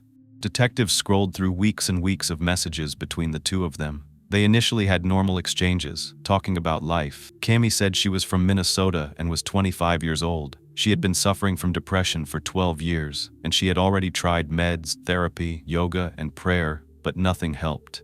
Cami then asked Nadia about her story, so she told her what we already know. Nadia did lie about her age. She told Cami she was 21. But it didn't matter how old she was, because she was ready to end it. She had had enough of this life. She was tired and wasn't doing well, and it was a big relief for Nadia to be able to talk to someone who understood what she was going through. The conversations, of course, went on into many different topics, and there were moments when Nadia would ask questions. For example, she wondered what it was like to die. She asked her new friend Cami this question less than a week before she went missing. Cami's response was that she thought it would probably feel nice. They both talked about how depressed they felt and delved into deep, morbid conversations, including the best methods. Could this have been who Nadia had been referring to in her video diary when she said that they ask you how you do it and if you've thought of the different ways? It seems like Cami could be the person she was talking about. Cami was an emergency ward nurse, so she was very knowledgeable about the body. She expressed her own opinions on the best ways that would be quick and effective, since the last thing they wanted was for it to fail. She told Nadia she knew what does and doesn't work. It made me sad reading these things because I can only imagine how heartbreaking it would be for Nadia's family and her close friends. They had no idea she was hurting like this. Had they known, they said they would have done something. But it was this next part that confirmed to detectives that Nadia had a plan, and it looked as though she had carried it out. Further down in the conversations, Cami and Nadia seemed to get to a point where they both went from merely thinking about this to having a plan. Cami suggested hanging, saying that with her knowledge and expertise, it was the best way to go. You just had to make sure you had the right type of rope, and it had to be able to hold their weight. But the main thing was getting the knot or the noose in the right place. They made a pact that they would plan to do it together on the same day. Cami said that she already had all her supplies and that she would wait on Nadia. Nadia asked Cami if she was scared, and Cami said no, not at all. Nadia then proceeded to ask what type of rope she needed. Cami said if she went to any home improvement store, she could pick up some yellow nylon rope. The week Nadia went missing, they had another exchange. Nadia asked Cami how she was doing, and she said, "You know what? Not good, hon. Still thinking about taking my life. Pretty bad." She asked Nadia how she was doing, and Nadia said the same. Cami then asked Nadia if she had a webcam so they could be together when they did it, that they would make a pact and do it at the same time, so it wouldn't be as scary, and so they wouldn't be alone. Cami would be there for support, and also to make sure they had their ropes in the right place. Nadia thanked Cami, and Cami responded, "You're welcome, hon." They decided to make a code word to talk about their plans. They referred to it as catching the bus. In one message, Nadia asked Cami, "So when are you going to catch the bus?" Cami replied, "I would like to do it soon." Nadia responded that she was planning to attempt it that Sunday, March 9th. Cami said, "Wow, okay. Well, are you going to use the rope method?" That was when Nadia hesitated. She wasn't showing much interest in the idea of hanging, but she was open to talking to Cami about her feelings and making a plan to do what they were going to do on the same day. However, Nadia expressed her intention to make it look like an accident if she ever went through with it. She said she was going to jump. She talked about how she would put on her ice skates and jump off a bridge over the Rideau River. She knew there was a portion in the river that had a break in it, and her skates would break it even more, carrying her down and trapping her under the ice.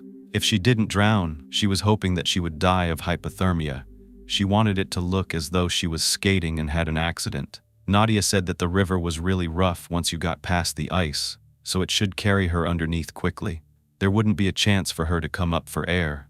Cami told her that she would carry out her own plan the very next day, on Monday, March 10th. Cami wished that she could be there with Nadia, but she said, "If I can't die with you, I will."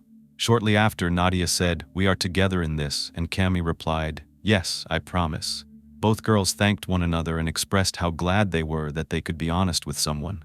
That was it. The detectives were convinced that Nadia took her own life. They went back out and searched that area of the river, but it was still frozen over.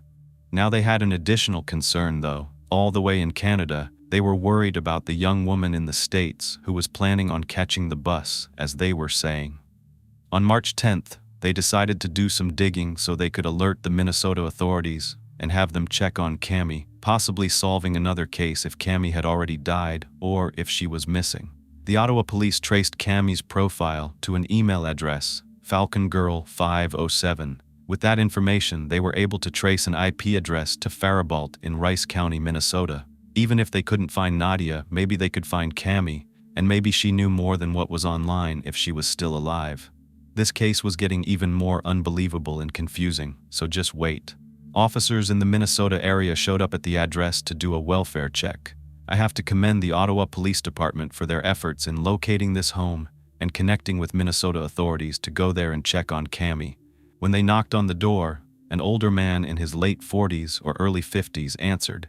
When police asked his name, he said, "Hi, I'm William Melcher Dinkle." The police explained what was going on and the reason they believed there was someone in danger at this house by the name of Cami, a 25-year-old nurse. They asked if he had any knowledge of the email address falcongirl507, and he said no, he had no idea what they were talking about. He explained, "I do live here with my wife and my 2 teenage daughters." He mentioned that both he and his wife were actually nurses. William told the police his teenage daughters had knowledge of medical procedures, and they would certainly be aware of methods of catching the bus. I'm probably going to forever use that phrase in reference to self-harm now, but William thought that maybe one of his girls had been communicating on these forums under the name Cami D. However, no one by that name lived there. His wife and daughters were perfectly fine. However, didn't Nadia's family think she was okay? Didn't she tell her mom she was perfectly fine too? William told the officers that he was thankful they alerted him and that he would speak with his daughters and his wife and would get them counseling if need be. Well, at least there's that. Maybe the officers had just saved one of his daughters' lives. They hoped so, but they were also at a dead end with Nadia's case. All they could do was continue searching. They were out there along the banks of that river, and campus security was combing all the buildings and tunnels on campus. They were even flying airplanes overhead, conducting aerial searches. An empty prescription bottle was found in Nadia's dorm room. However, it was about to come up for refilling by the date that Nadia went missing. So unless she had saved them up and took them all at once, they didn't think they were connected. Other reports were found. There were 2 incidents that year where Nadia had passed out and needed medical attention. She was taken to a hospital, but her parents never knew. They had no idea this was going on. Mohammed did several interviews with newspapers and was definitely surprised about what had been going on in his daughter's life over the last 8 months. He didn't believe she would ever harm herself. He thought that she'd probably gone for a walk, went skating, and passed out in the snow, but it was because she was probably overtaken by that medication she was on. He also thinks she might have been taken, but the police don't believe that's a very likely scenario. By the 25th of March, the police had decided to stop all searches for Nadia. News was out that she may have been talking on MSN Messenger with someone in the States about self-harm on the day of March 9th. One article in the Ottawa Citizen included a very in-depth interview with Mohammed, where he revealed the content of those messages, which I've already shared with you. Something you didn't hear was that these conversations with Cami online started after Nadia got angry that she wasn't able to move out of the dorm rooms and into an apartment with friends. She also told Cami that if she jumped, she would bring her school ID and her cell phone so that she could be easily identified, sparing her family the pain of not knowing what happened to her. But that's the thing, Nadia still hadn't been found. Mohammed said that until she was, he wouldn't give up hope. He said she would not be able to harm herself if she were sober, but he worried about her being on medication. He still thought that she could run away because she wasn't in a good mindset. He went on to say, if somebody knew these little things were happening in her life, why wouldn't they say, listen, your daughter's having difficulty, maybe you should sit down and talk with her or get some help. He said he didn't know that she almost gave up. If I would have known that during winter break, he said, there's no way I would have let her go back. And I'm just going to tell you, as a parent, I kept thinking, Nadia was so worried that she was going to, as she put it, lose the whole semester. She didn't want to upset her family. If any of you are out there right now in a position similar to what Nadia was going through, I want to tell you, and I hope this is helping, they would rather lose the money than you. I can tell you that Mohammed said he would keep looking for her, no matter how long it took, and then he read a letter written by his wife. This man could hardly keep it together. The letter said, to every parent out there, I only have one piece of advice. Hug your children every chance you get. Make sure you tell them how much you love them and how special they are. You never know what tomorrow will bring. And that goes for everyone in your life. I believe that too. Now, one point I was thinking, and you might be thinking this too, was why weren't there any suspects? That just crossed my mind because I do so many of these cases. But then I realized they hadn't found any evidence of foul play, a crime scene, or a body. So this wasn't a homicide investigation, it was a missing persons case. So then I understood why there weren't necessarily anyone to be interrogated or interviewed. I mean, all the family members and friends were interviewed, but there were no suspects because they didn't know what happened. Mohammed was a butcher at Costco, and he would make that drive from his city of Brampton all the way to Ottawa every day, getting to that canal and looking for Nadia. It would take him 3.5 hours to go down one side of it, and then he would do it again, going back. The snow was starting to melt, and the river had started to thaw. So, he wasn't looking for Nadia alive. He had resigned himself to the fact that his daughter was most likely dead. He was now looking for a body, but he was still praying that she was still alive. He still wouldn't accept that Nadia jumped to her death. He said if she was found in that river, it wasn't because she jumped, it was because someone pushed her. He was really concerned about her being on medication, and he said that he wasn't even allowed to speak to the counselor because of confidentiality concerns. Deborah remembered the last conversation she had with her daughter. She said it was shorter than usual. They had a couple of what she referred to as meaningless conversations about trivial things, like the dog. She really tried to get Nadia to tell her what was wrong, but Nadia got upset.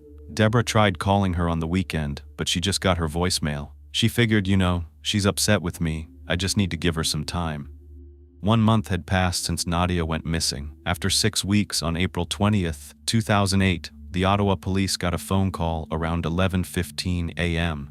A person kayaking on the Rideau River, right behind St. Paul University, saw what they believed to be the body of a woman floating on the edge of the riverbank.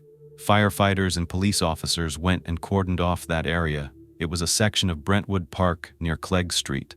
This is the approximate location right here. They were there around noon. Water rescue went into the river and retrieved a body. They covered it with a large yellow tarp and reported preliminarily that the cause of death was drowning. There were no signs of foul play or trauma on her body, and it was most likely that she had been trapped under the ice all of those weeks. They thought this was Nadia because the woman was wearing a pair of ice skates. This was the worst news. There were nearly 20,000 people in that Facebook group when they reported that a body had been found. No one wanted to believe it was her. But this case isn't over. There's a reason I wanted to cover it, and that reason has not been uncovered yet. Even though a body was found, just wait, because it's even more shocking than you can possibly imagine. Nadia's family gets the call that they're dreading the most. It's bittersweet. On one hand, they want so badly to find Nadia, but not this way. As you can possibly imagine, it was absolutely devastating to everyone. Mark couldn't fathom that his little sister was found that way, just floating lifelessly in the river. Mohammed and Deborah didn't want to believe it. They were so broken. Pascal got a call from a friend informing her of what happened, and she just lost it, falling to the ground crying. This was not the outcome that anyone wanted, but it was one they were preparing for as well. Back in early April, Deborah posted this in the Facebook group. I've already come to the realization that the most likely case is that Nadia took her own life. It haunts me every moment of my life. In September, I sent a shining star to Ottawa. She was well-adjusted, happy, and confident, and loved life. Something went terribly wrong in Ottawa, and it kills me that I didn't know and couldn't do anything. Does anyone truly believe I don't already realize the most likely outcome here? But still, I hope that somehow someone picked her up, that will find her, and will help her heal, and she can be happy again. Until a body is found, I will continue to hope. I need hope. It's all I have right now. And now all of that hope was gone. Now it was acceptance and grief. There were nasty messages in that Facebook group, ones that are so heartless I can't comprehend how anyone can think them, let alone write them and let family and loved ones see them. A family friend, Mark Bennett, who had known Nadia almost her whole life, responded to one of these heartless remarks. It was from a stranger who never met Nadia. He said, "You may have your own opinions, but you also stated that we shouldn't have sympathy for her either. As far as I'm concerned, this was inappropriate. I have a great deal of sympathy for a girl that I love very much, and sorrow for the fact I was unaware of her suffering. Also, you may not realize this, but she did seek help for her troubles. The school doctor prescribed a medication that can cause severe mood swings and even intensify depression. How can you blame Nadia when you have no idea what her mental state was at the time? I assure you this isn't typical of her normal behavior." 2 days after Nadia was found, her father had to go identify her body. That would have been the hardest thing for a father to do. An autopsy would later confirm that the body found was Nadia Kajouji. She was covered in scrapes and bruises, but the medical examiner determined that it was probably from the ice and her body floating down the river. There were no signs of foul play, and the cause of death was ruled as hypothermia. That's really tough to come to terms with. On April 26th, Nadia's loved ones said their last goodbyes at a funeral in her hometown of Brampton, Ontario. Pascal was very angry at Nadia for not reaching out and not admitting what she was going through, but Nadia was reaching out. Remember, she found Kami D. Falcon Girl, the nurse who was her confidant, someone she wasn't ashamed to admit all of these things to tell her deepest, darkest secrets. But there was something Nadia didn't know, something so sinister it makes me sick and angry, and it's even hard for me to relay to all of you. While everyone is grieving Nadia's loss, trying to come to terms with her decision and laying her to rest, trying to move forward in life, someone was out there piecing something together. Her name is Celia Blair. She's a 60-year-old anti-self-harm advocate and activist from a small town called Maiden Bradley on a horse ranch all the way in England. She was about to solve Nadia's case, and she didn't even know it. 3 years earlier, Celia found herself delving into the depths of the internet in the years after her parents died.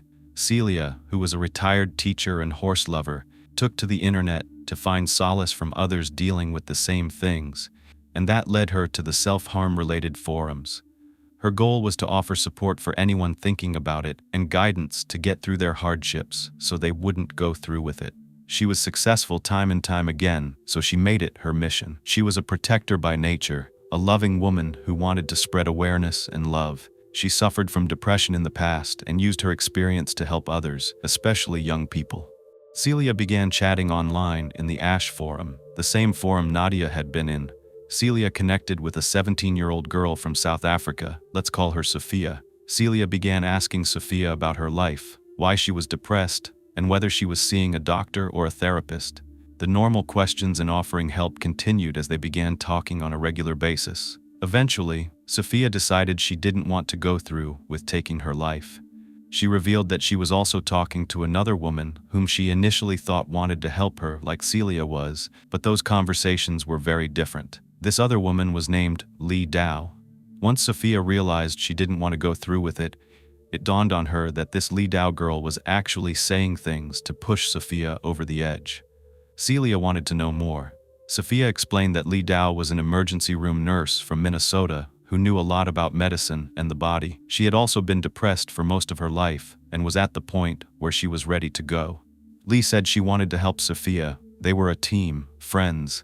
Over time, they shared a lot with one another, and eventually Li offered Sophia advice on the best method, hanging. She just needed the right type of rope. Does this sound familiar? Because it gave me the chills. Celia was, of course, concerned. The more information Sophia provided, the more upset Celia became. Li Dao had apparently told Sophia they could have a pact and die together on webcam. Celia asked to see these messages. As someone with a lot of life experience, she wanted to examine them for herself, and she was shocked. Message after message, Lee was almost manipulating this poor teenager, a teenager in a very vulnerable position, into taking her own life. It wasn't support, it was coaxing. Lee said things like, "If you want, I can watch you do it, and I can show you how, and then of course I'll take my life afterward." Lee explained it would be quick. It would only take 10 to 15 seconds. Little Sophia asked, "Will it hurt?" And Lee assured her it would be painless. She said, "Trust me." And the sad thing is, Sophia had trusted her, so much so that she planned to take her life the same day that Celia was able to convince her not to. Celia was worried about other users on the site, so she started to go to as many chats as possible and report Lee if she saw her username anywhere. Then she posted a warning all over the forum. She would contact anyone who had been chatting with Lee in public and warn them that she was very dangerous. It turns out, Celia found all kinds of messages between Lee Dao and other users in all the chats. Lee said she was going to make a pact with them, except Lee never went through with it, because, obviously, she was still chatting. As Celia got more and more determined to warn others, that's when users started coming forward with stories of their own. Each one of them was the same. Celia believes that Lee Dao is an online predator preying on vulnerable people with very cruel intentions. Lee wants people to die in front of her on camera. It's clear the motive is to watch them suffer. Celia becomes a detective of sorts. She wants to get to the bottom of who this person is. Her mission changes from helping people one by one to exposing this predator and helping many people who may fall victim to this death scheme. One of the users that was corresponding with Lee connected with Celia. Her name was Kat Lowe. Kat explained she was in a very vulnerable state of mind when she began talking to Lee Dao. Kat is a mother of two who had hit rock bottom, and she wanted to end it. Lee promised to be there for her until the end. They had a pact. But then Kat explained she felt like she could never get away from Lee. Anytime she turned on her computer, Lee was there asking, "When are you gonna do it? When are you gonna do it?" Very persistent. Once Celia and Kat began chatting about Lee Dao, they decided to come up with a plan. They would coax Lee to chat over email instead of the forum. That way they could have even more personal conversations. Their end goal was to try to get Lee to send a picture of herself to Kat. Now it was scamming the scammer. Kat was trying to appeal to Lee, asking her for advice on how to end her life. Of course, Lee was more than happy to give her all the best tips and tricks. And it's sick. Lee agrees and emails Kat. The email address Lee used was none other than FalconGirl507. Wow, unbelievable. That's the same email address that was connected to Kami D. Do you see what's happened here? Just wait. As the two exchanged messages, Kat told Lee that she was so thankful that Lee was helping her. Kat needed to know what kind of rope to use, how to tie it right, how to position it, knowing Lee would take the bait. Over time, Lee agreed to help Kat through webcam. They were going to turn on their cameras, and Lee was going to walk Kat through everything step by step. When the camera turned on, Kat was waiting with her phone to snap a picture of Lee. Right when Lee switched on her camera, bam! Kat pushed the camera button, but to her surprise, this is the picture she snapped. It was a man, not a woman. Lee Dao was not only a predator, they were catfishing. She was a he, and he definitely didn't look 25 years old. This was shocking. This revelation shattered any preconceived notions that she had about the perpetrator's identity. However, the man's misjudgment didn't end there. He inadvertently exposed himself further with this critical error. He used his real name in the email header. With this crucial piece of information, Celia unraveled the mystery and discovered that the mastermind behind this evil scheme was William Melcher Dinkle. You may remember that name. How can you forget it? Remember the concerned father who came to the door when Kami D's IP address was traced, saying it was most likely one of his teenage daughters responsible for corresponding with Nadia in the Ash forum. He told police that he would be making sure to speak with them and get them the therapy they needed. Liar. Once Celia had obtained the identity of the individual responsible for orchestrating these online pacts with multiple people, trying to get them to take their lives, she promptly reported back to law enforcement in Britain. Having gathered substantial evidence, she was optimistic that they were going to take this case seriously. However, much to her disappointment, the law enforcement officers seemed hesitant to pursue this matter any further. Celia even tried to go to the FBI, but they never followed up with her. She was determined. She got back to work, gathering even more information, and while conducting her investigation into William Melcher Dinkle and his involvement in this predatory behavior online, she stumbled upon a heart-wrenching story involving a grieving mother named Elaine Drybo. Elaine's 32-year-old son, Mark, who worked in IT, had been living back at home after he started battling Epstein-Barr syndrome. He had died a couple of years earlier. His physical ailments had taken a toll on his mental health. This virus leads to mono, it weakens your immune system, causes fatigue, rashes, and overall, it's very unpleasant. As Mark's condition deteriorated, he came to a point where he was seeking help in the ASH forum. He talked about how much pain he was in, how depressed he was, and he was looking for support. While he found Li Dao, who was unfortunately not there to help, but to convince him to take his life by hanging. Unlike some of Li Dao's, or I should say William's, other victims, Mark followed through with every step that William gave him, convinced that he was speaking with Li Dao, a nurse who cared that they were in this together. William told Mark that he would be there till the end, on webcam of course, while still posing as Li. William even told Mark that he had already watched someone go, and according to him, it was very peaceful. He was pleased that he could make this guy's last moments special for him. But Mark pushed back. He said he wasn't sure he wanted to die. He told Li that even though it's not a life that he feels he's living, he can manage for now, just one day at a time. But Li seemed disappointed, not at all supportive that Mark wanted to spare himself, instead pressing him to end it. On July 27, 2005, Mark's sister came home to a note on a table that said, "Don't go upstairs." But she did, and tragically she found her brother deceased, hanging from a rope tied to his door. He followed Li Dao's instructions to the letter. After Mark's death, his family found all of his online activity, including his conversations with Li Dao. Upon learning that Mark Drybo had taken his own life at Li Dao's urging, Celia Blay was compelled to do everything she could to lock this predator up. Since she wasn't getting any help from law enforcement in England, Celia sent all of her research to the Minnesota Internet Crimes Against Children Task Force in 2008. Since she knew through her diligent research that William lived in the state of Minnesota, on March 25th, in the middle of Nadia's missing persons investigation, Sergeant William Hayter of St. Paul, Minnesota, who was in charge of exposing child exploitation via the internet, got Celia's email. He had never been contacted by anyone from another country, and the information he found in the email was pretty basic. It was about an online predator that was using chat rooms to convince people to take their lives. But Celia didn't stop there. As we know, she provided more information about Mark's case, and though skeptical, this piqued the sergeant's interest. The reason he took it seriously at this point was that the behavior he was seeing this predator exhibit fell into the Minnesota law against aiding death. In 2008, anyone who advises, encourages, or assists someone in taking their own life would be guilty of a felony. However, the sergeant had an issue. He had no idea who was writing these responses. Was it really William or someone else in his house? So the officer decided to go to William's house and question him.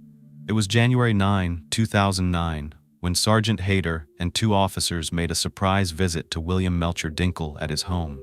It had been nearly a year after Nadia's death on a dark, cold winter night. William met them at his front door at 6:00 p.m. for what the officers referred to as a knock and talk. They were hoping that they could get a statement from him. Sergeant Hayter could tell that William was nervous. He introduced himself and explained why they were there. They conducted an internet investigation, but William interrupted them before they could go further. He told the officers, "Come on, come inside, take a seat," and then added that he had a feeling he knew why they were at his house. It was because of the ASH forum. William appeared to be average, a middle-aged man. He didn't look like some kind of evil monster. He was a family man with a quaint home, church-going, and very pleasant with the officers. So they went on to explain why they were there. They just confirmed it was William, not anyone else, that was in that forum. Sergeant Hayter wanted William to explain what he was doing there and what he was saying to people. William explained that yes, he was talking to people. He referred to himself as an advocate, an advisor to the troubled souls who sought help on these sites. He went on to explain that he liked to remain anonymous, and that's when he admitted to being Li Dao, Falcon Girl, and Kami D. Wow. Sergeant Hayter wanted to know if William talked people out of taking their lives, and William said, "Oh yeah, I do, but sometimes you can't." Those were his words. The police questioned William regarding his involvement in counseling people to end their lives. In response, William clarified that as a nurse, he was fully aware that these individuals had already decided and were determined to carry out their actions regardless of his advice or counseling. He emphasized that his role was not to persuade or encourage them, but to provide support and understanding during this difficult time. He was just an advisor they needed someone to talk to, and he was there for them. This man was really trying to downplay his role in all of this, but Sergeant Hayter saw the arrogance in him. He thought he was smarter than everybody else, that maybe the officers would just be like, "Okay, you were just helping people. That's fine, you're such a good person, we'll leave now." But that's not what happened. Instead, Sergeant Hayter confronted him directly. "Mr. Dinkle, you're a nurse. What were you thinking?" But the sergeant needed more details, so he asked William, "As a nurse, how did you feel about advising a stranger about methods of ending their life?" He was essentially playing God, but he started to admit that his role had evolved over time into something very sinister, an obsession. He wanted to know how many other people William had done this to. William said around 5 people that he knew had actually committed the act, which was incredibly terrifying. When Sergeant Hayter listened to everything, he basically said, "Wow, and you didn't do it, but they did." William replied, "Well, obviously." That's when Sergeant Hayter remarked, "Wow, that sounds very manipulative." He asked whether William had been involved in speaking with a woman in Ottawa who went through with it, and William admitted that he was fascinated with strangulation deaths. This was a lot to take in. During their conversation, William admitted that he was the one who sent tips to Mark Drybo and Nadia Kajouji. To their surprise, he admitted that he did it, and I think we all have the same question that Hayter did. Why? William's response was chilling. He said that it was for the thrill of the chase. Wow, that's sick. For 4 years, this man had come up with a system to get people to take their lives, using it again and again. The chase was hunting down vulnerable people, using his tactics to lure them, manipulate them, and coax them, all under the guise of a helpful professional nurse and friend who was hurting just like they were. When in reality, it was alleged that William had a sexual fantasy involving asphyxia, and his goal was to get off by watching these individuals take their last breath. He admitted that he asked people to turn on their webcams so he could watch them.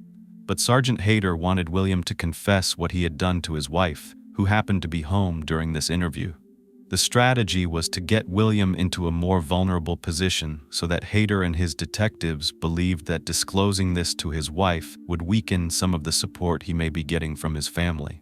Hayter was concerned that if his family stuck up for him and felt sorry for him, it would make it more difficult for them to address all these issues and get him to confess, but more so to prosecute his wrongdoing.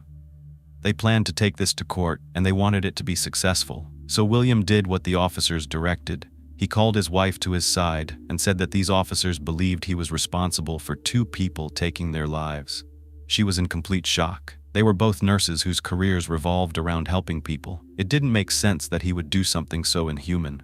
She had no idea what he had been up to, and I can imagine how confusing that would be for a partner. Though you've promised to stand by someone for life, it was a nightmare. After conducting the interview with William, Sergeant Hayter concluded they just didn't have enough evidence to make an arrest. However, William voluntarily handed over his computer, and they were hoping that since they came there unannounced, he wouldn't have had time to delete anything. They believed there would be enough incriminating proof on that computer to establish his involvement in the deaths of Mark and Nadia. When they did a forensic analysis on William's computer, they found a multitude of photos of people hanging and others of deceased individuals with marks on their necks. It was very morbid. They also located an email sent to him from Nadia the night she left her dorm room to make her way to that bridge and jump. It read, "Hi Cammy, I just thought I'd write you a quick note before I go. I'm feeling at peace now, and it makes me feel better knowing that I won't die alone. Now I'm going through my computer files, deleting things I don't want people to find after I'm gone. I must say I'm feeling a lot better that I can talk to you.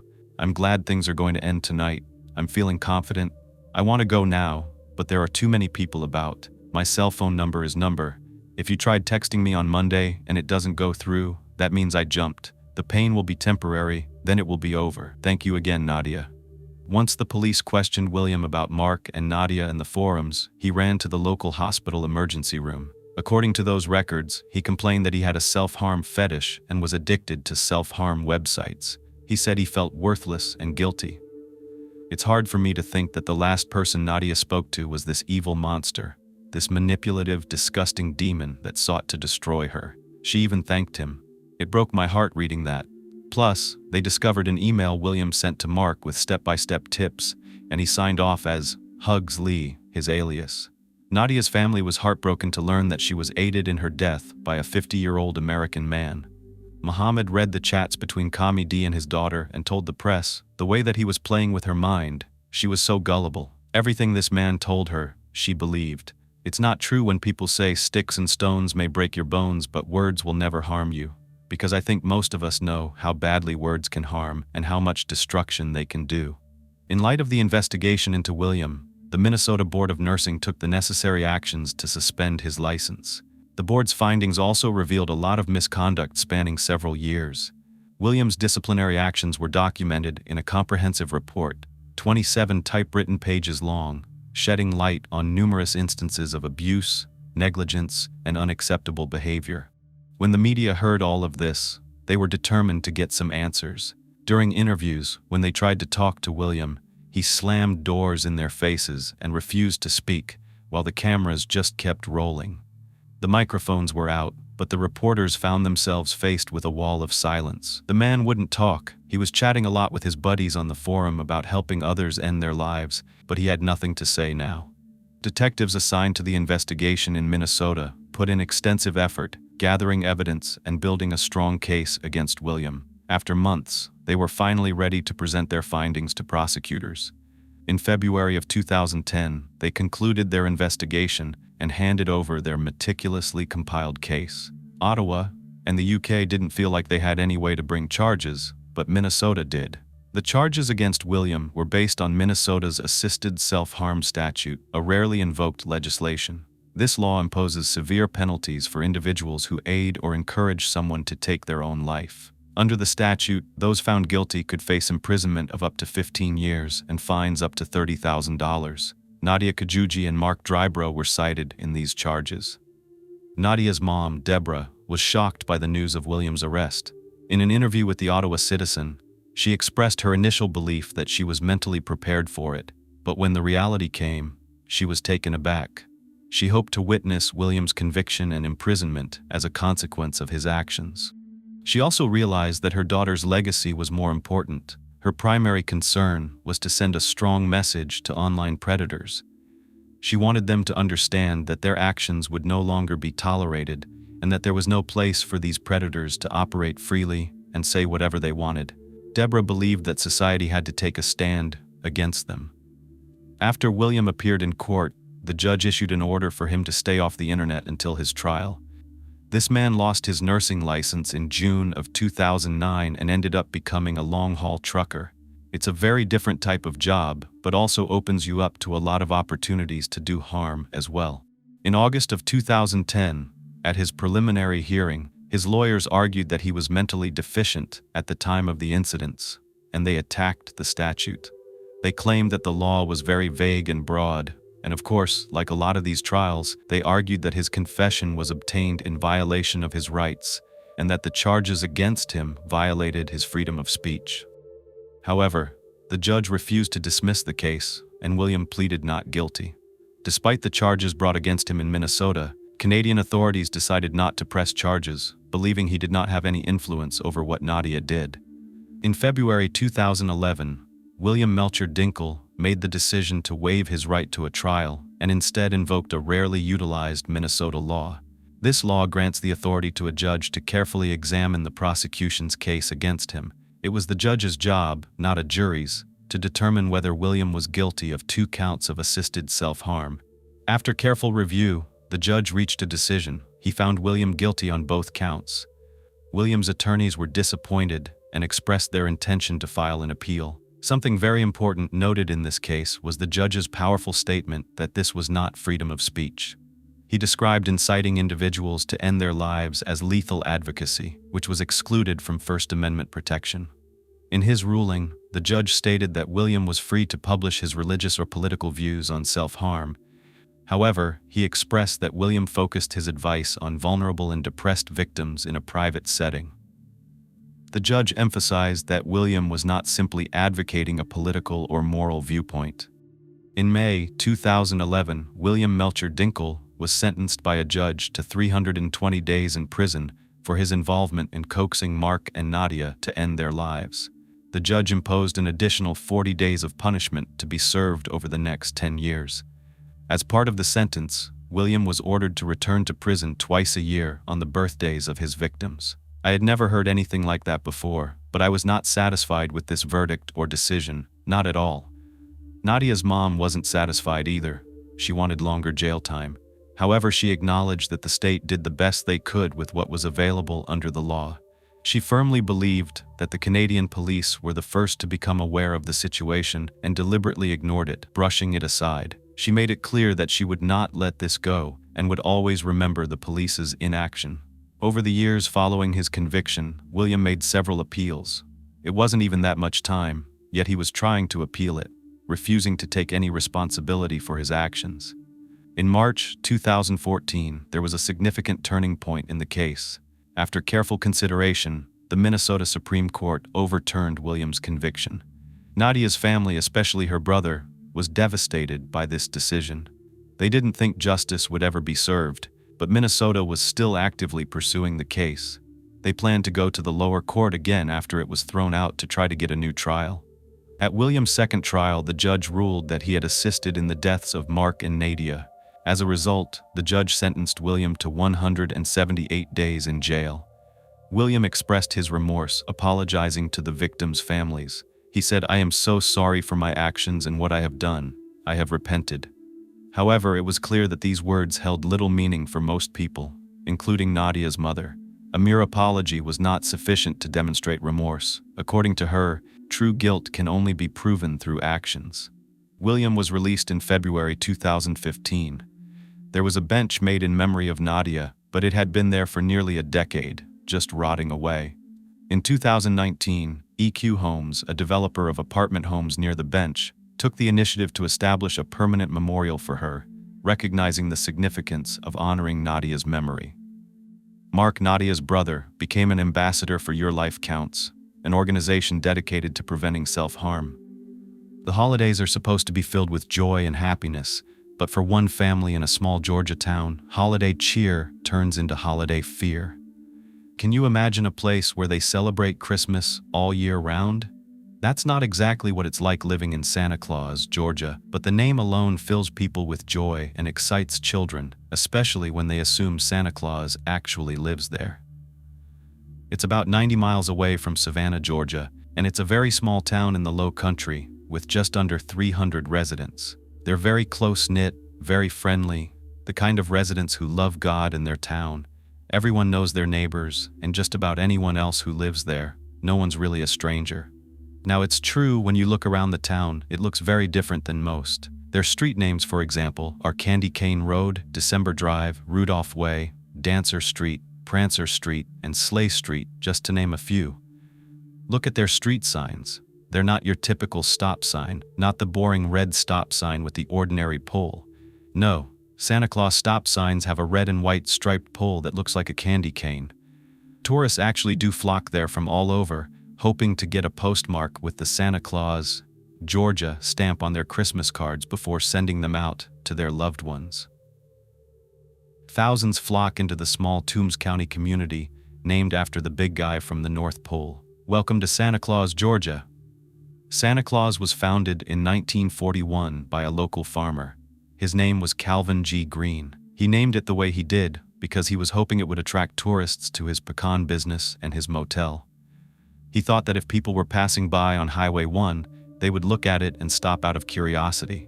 Self-serving, but hey, that's business. The town's motto is Santa Claus, the city that loves children. There's even a sign that welcomes you into the town with old St. Nick standing beside it, and it's pretty well known as the perfect spot to take photos. There are a lot of people who share them on social media, especially during the holidays. Black Friday just passed, and it's a holiday in Santa Claus, but not for shopping. Instead, it's the day that all the residents decorate their homes and the whole town. The town hall decorations stay up all year round, and guess what the address is? Literally 25 December Drive. When I read all this, it sounded like a fairy tale. It's just too bad we have to ruin it with a complete nightmare of a story. When kids in town drop letters off to Santa in the big red mailbox in town, a man named Danny Daniels was the one who picked them up. Danny was a local mail carrier. He was born and raised in Santa Claus, and he was married to a woman named Kim. First, I want to introduce you to Kimberly Denise Daniels, formerly Kimberly Lamp. Kim was born on February 25, 1964. Sadly, when she was only 3 years old, her father was murdered right in front of her. Supposedly, from what I've read, it was for stealing chickens to feed his family. Kim's mother abandoned her and her siblings, and they were tossed around in the foster care system, eventually leading to drug and alcohol addiction. Kim lost contact with her siblings and never learned to deal with the murder of her father and her mother leaving her. She was in 13 foster homes in 1 year and 52 in total. Finally, a couple named Mary Grace and Jimmy Driggers in a town called Alma opened their home to Kim when she was 12. Let's just say Kim was very defiant. She would cuss and yell and was always getting into trouble. Foster parents, to me, are absolute saints for taking in children that are dealing with so much pain inside. As much as she was hard to deal with, there was something about Kim that made her very lovable. She had this big, pretty smile, and you could tell she wanted to love others and to be loved. There was just this big wall up, and rightfully so. Mary Grace admitted it was hard to punish Kim because she was so pretty. She could see right through Kim's hard exterior, and she knew she wanted to please everyone, but she was just so broken. Eventually, they wanted to be the ones to truly give her the love that she never had, so they ended up adopting her, and she became Kim Driggers. Unfortunately, life still wasn't that good for Kim, and she dropped out of high school, and she lived on the streets. She ended up getting married when she was 21, and in 1985, she had a little girl that she named Brandy. The relationship ended in divorce because she was very unstable, and so was her husband, but he was more capable of taking care of their child, so he got custody of Brandy. Kim really wanted to be loved, and she ended up jumping from one man to the next because she was desperate to try to find that true love. Eventually, she moved in with yet another drug addict in 1987 and had her second child in 1986 named Amber. In 1989, she found out she was going to have twins, and she named them Bryant and Brooke, a boy and a girl. Their father ended up leaving right after they were born, and Kim was alone, once again. At this point, she was completely overwhelmed. She had a ton of new responsibilities, she was unemployed, and she was addicted to drugs. I want to point something out. There is a stigma of drug addiction. This doesn't just happen to losers. I've heard very judgmental statements and comments regarding individuals who end up struggling like Kim, almost as though to say, well, it's too bad you chose that path. Anything that happens to you is your fault. According to drugabuse.gov, people who are addicted continue to be blamed for their disease. Addiction is a very complex brain disorder with behavioral components. It's sad because the public and even healthcare systems and justice systems will continue to view it as a moral weakness or part of your flawed character. More people would potentially get help if there was a wider acceptance and recognition that they are more susceptible to the brain changes that happen during addiction. Plus, it is influenced by factors that are outside of people's control. It can be genetics or the environment in which they were born or raised. So let's keep that in mind throughout this story, because we will be talking about several individuals who have suffered with addiction. Kim's 3 kids ended up being taken away by the Department of Family and Children's Services, DFCS. The twins were still babies at the time, and Kim had to find a cheap place where she could live, so she finally moved into a trailer in Lyons, Georgia. She was living with 2 other drug addicts, and she was only 28 years old at the time. She did reconnect with one of her siblings, though, her sister Connie. Kim always wanted a big family so badly, she told Connie she would keep trying to get clean. She wasn't going to stop because she had to get her kids back. She talked about this very often, but she would continue to fall back into addiction. She made that promise to herself that she would keep trying. I can't even be away from my daughter for a few days, so imagining a child being taken away is heart-wrenching. Kim was at complete rock bottom. It was the spring of 1991, and she decided she needed help, so she went to a local church. The church was called Mount Vernon Pentecostal Church. She heard that this church took in people who were very desperate. Other churches would reject them, but this church wouldn't.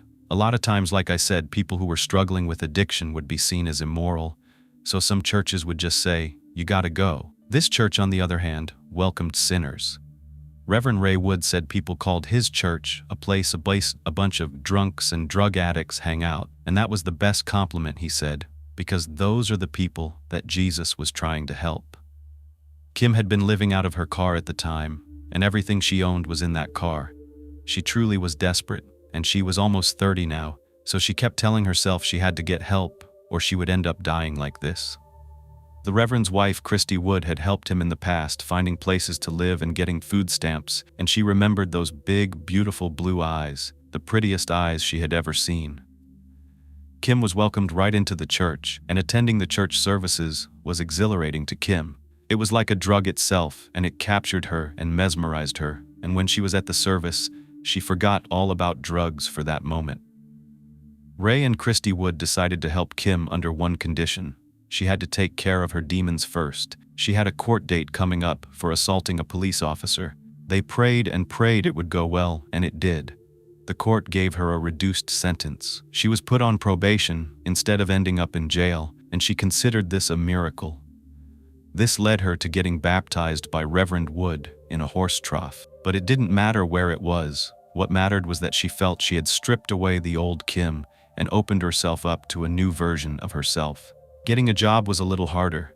It was such a small town, and there wasn't much to choose from. The jobs often went to people who had families and were more put together. She looked and looked, but she still could not support herself, so she reached out once again. After some time, her church family helped her find work at a local plastics factory. She was completely clean at this point. Anytime she felt like drinking or using, she would turn to her Bible.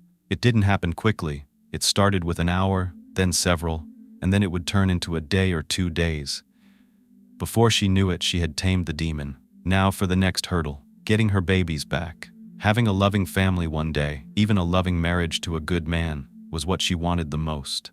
Oh, she had a lot of men that were interested in her, and at work, there were always co-workers, even married ones, that were trying to get her attention.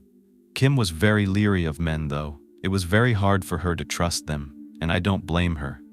She finally got her own apartment, and I can't help but be proud of Kim. She knew if she wanted her kids back, she would need a safe, clean place for them to live. So envisioning this, even though it was just a dream right now, she made a point to clean and clean. She got really good at it. She spent hours removing stains and deep cleaning the whole kitchen, the carpets, every speck of dirt that even the previous occupants had left behind. It was the cleanest the place had been in years. Her daughter Amber was 3, and she had a court date that was finally set. On the day she walked into that courtroom, she was confident, but she knew living in a small town, everyone knew her secrets, but they also knew how hard she was working. She was employed, she passed the home visit, she had a great support system, and regularly attended AA meetings. The judge asked her if she was willing to get random drug tests, and she said, "Yes, Your Honor." The court then granted her visitation with Amber. If things went well, they would eventually allow Amber to stay overnight. If this worked out, Amber could live with Kim indefinitely. Amber wanted so badly to be back with her mother. Guess what? Kim finally gained full custody of Amber. Unfortunately, she realized she never learned to take care of anyone but herself, and the fact that she was self-aware in that moment says a lot about her growth. So, without any help, it was too much for her. She tried, she really did, but between work and struggling to make ends meet, she wasn't able to be the mom that she wanted to be. And even though this was such a hard decision, she had to return Amber to her foster parents. The good news is, she wasn't going to stop. With the help of other mothers that were in the church, Kim learned how to take care of children. She took classes, she studied organization, she made schedules, and she learned to stick to them. She figured out how to arrange play dates with other moms, and she even found a church daycare service. She put these skills into practice, pretending Amber was there. She went through all the motions. She woke up early, she prepared food for 2, she would drive past a daycare with an empty car, and went through all the motions of dropping Amber off. Then, she worked all day. She would drive back to the daycare imagining she was picking up Amber after a long day. Yeah, of course, this wasn't real. She was pretending this was an imaginary child in the back seat, but it didn't matter. She was learning skills that were foreign to her as an abandoned child herself. Finally, she was ready to take Amber back. Eventually, she not only got Amber back, but she also got her 2-year-old twins, Bryant and Brooke. I was so happy for her. Kim was solely focused on her children, nothing else. She worked hard to give them the life she never had. She turned down men all the time because she didn't want them to distract her from her goals. There was one man who was waiting for his chance to talk to Kim. He'd seen her around town. He'd also come to her house many times delivering mail. He was the local mailman named Danny Daniels. Danny was a single dad. He had an 11-year-old daughter. Her name was Jessica. He and his ex-wife had adopted her. He had been married twice before, and he ended up getting custody of Jessica. Everyone close to her called her Jessie. Now that Danny was in his 40s, he was settled down. He was a godly man. He had a good job, and he was looking for a family just like him. He was very picky about who he let into his life for the sake of Jessie. Danny and Kim had something in common: overcoming addiction. They found themselves sitting in a circle together at a local support group. They began talking here and there, and after a few months, they decided to go on a date.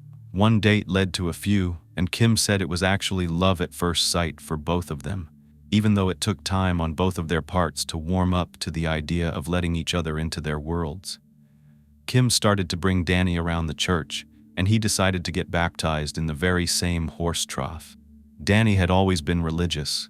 He desired being involved in the church and giving back and teaching others the gospel. This had been what helped him to become a better man. So, Danny wanted to help others. The Reverend asked him if he'd like to head up the adult Sunday school, and he accepted. Danny took this job very seriously. He worked on his sermons for hours. Kim could tell he was a quality man, so they started to introduce their children to one another. Jessie loved Kim's kids. She enjoyed taking care of them, playing with them, giving them piggyback rides, playing hide and seek, and teaching them new things. She adored the twins so much. She never had any siblings of her own, so this was pretty exciting. They finally felt like they were part of a real family. Danny had a large home in Santa Claus. It was at the far end of Dasher Street, named after one of Santa's reindeer. His home was unique to the area. It wasn't a trailer like most of the other homes in the area. It was a ranch-style home with cute little shutters on the outside, and it was in a very secluded part of Santa Claus. It was surrounded by several acres of land that he had inherited from his parents. It also had a pond in the back, a vegetable garden, and lots of room for children to play. It would accommodate the blended family really well because it had 4 bedrooms, a large kitchen with a dining area, and 2 full bathrooms. Danny had actually designed and built the home himself with a group of his friends. He made sure it had everything they'd need. Kim and the kids started coming over to the house more often, and Jessie, always wanting brothers and sisters, had so much fun. They had barbecues, made pizza together. It was like they were on vacation all the time. Danny finally knew he found everything he was looking for to make his life complete, so he proposed, just in time for them to plan their wedding before Christmas in 1992. Of course, they chose the very modest but very special Mount Vernon Pentecostal Church. It meant a lot to Kim. It was where she stood when she made that decision to become a better person. Because of that choice, she was standing there that day in a beautiful white dress in front of everyone she loved, about to exchange vows with the man of her dreams. On December 3rd, 1992, Kim and Danny were officially married. Jessie stood right next to them in her bridesmaid dress, and Amber, Brooke, and Bryant carried the rings and the flowers. This was the real deal, not like the 2 other previous relationships that were formed out of drug addiction and dependency. Their new life wasn't without bumps in the road here and there, but they were minor and always worked themselves out. Most of the frustrations came from kids being kids. Jessie definitely had her share of blowouts with the family because she was transitioning from a child into her teens. It did cause a lot of disagreements and arguments between Kim and Danny, but every relationship has hurdles, and those hurdles just have to be scaled as they come along. Kim and Danny, being people of God, found themselves wanting to serve the Lord by opening their home to foster children. Kim thought this was her calling, to take in less fortunate children and give them a better life. She wanted to give them the love that she never had. She ran this by Danny, and at first, he was thinking logically and didn't know how they would be able to handle more than 4 kids. But eventually he came around to the idea, and he was very excited. Kim's oldest daughter, Brandy, was out of the mix at this time. She was living with Kim's ex, her biological father, but now that they were settled, they invited her to come over anytime, and Brandy's dad was fine with that. so she began spending holidays and weekends with the growing family. It was perfect. They had enough practice as parents.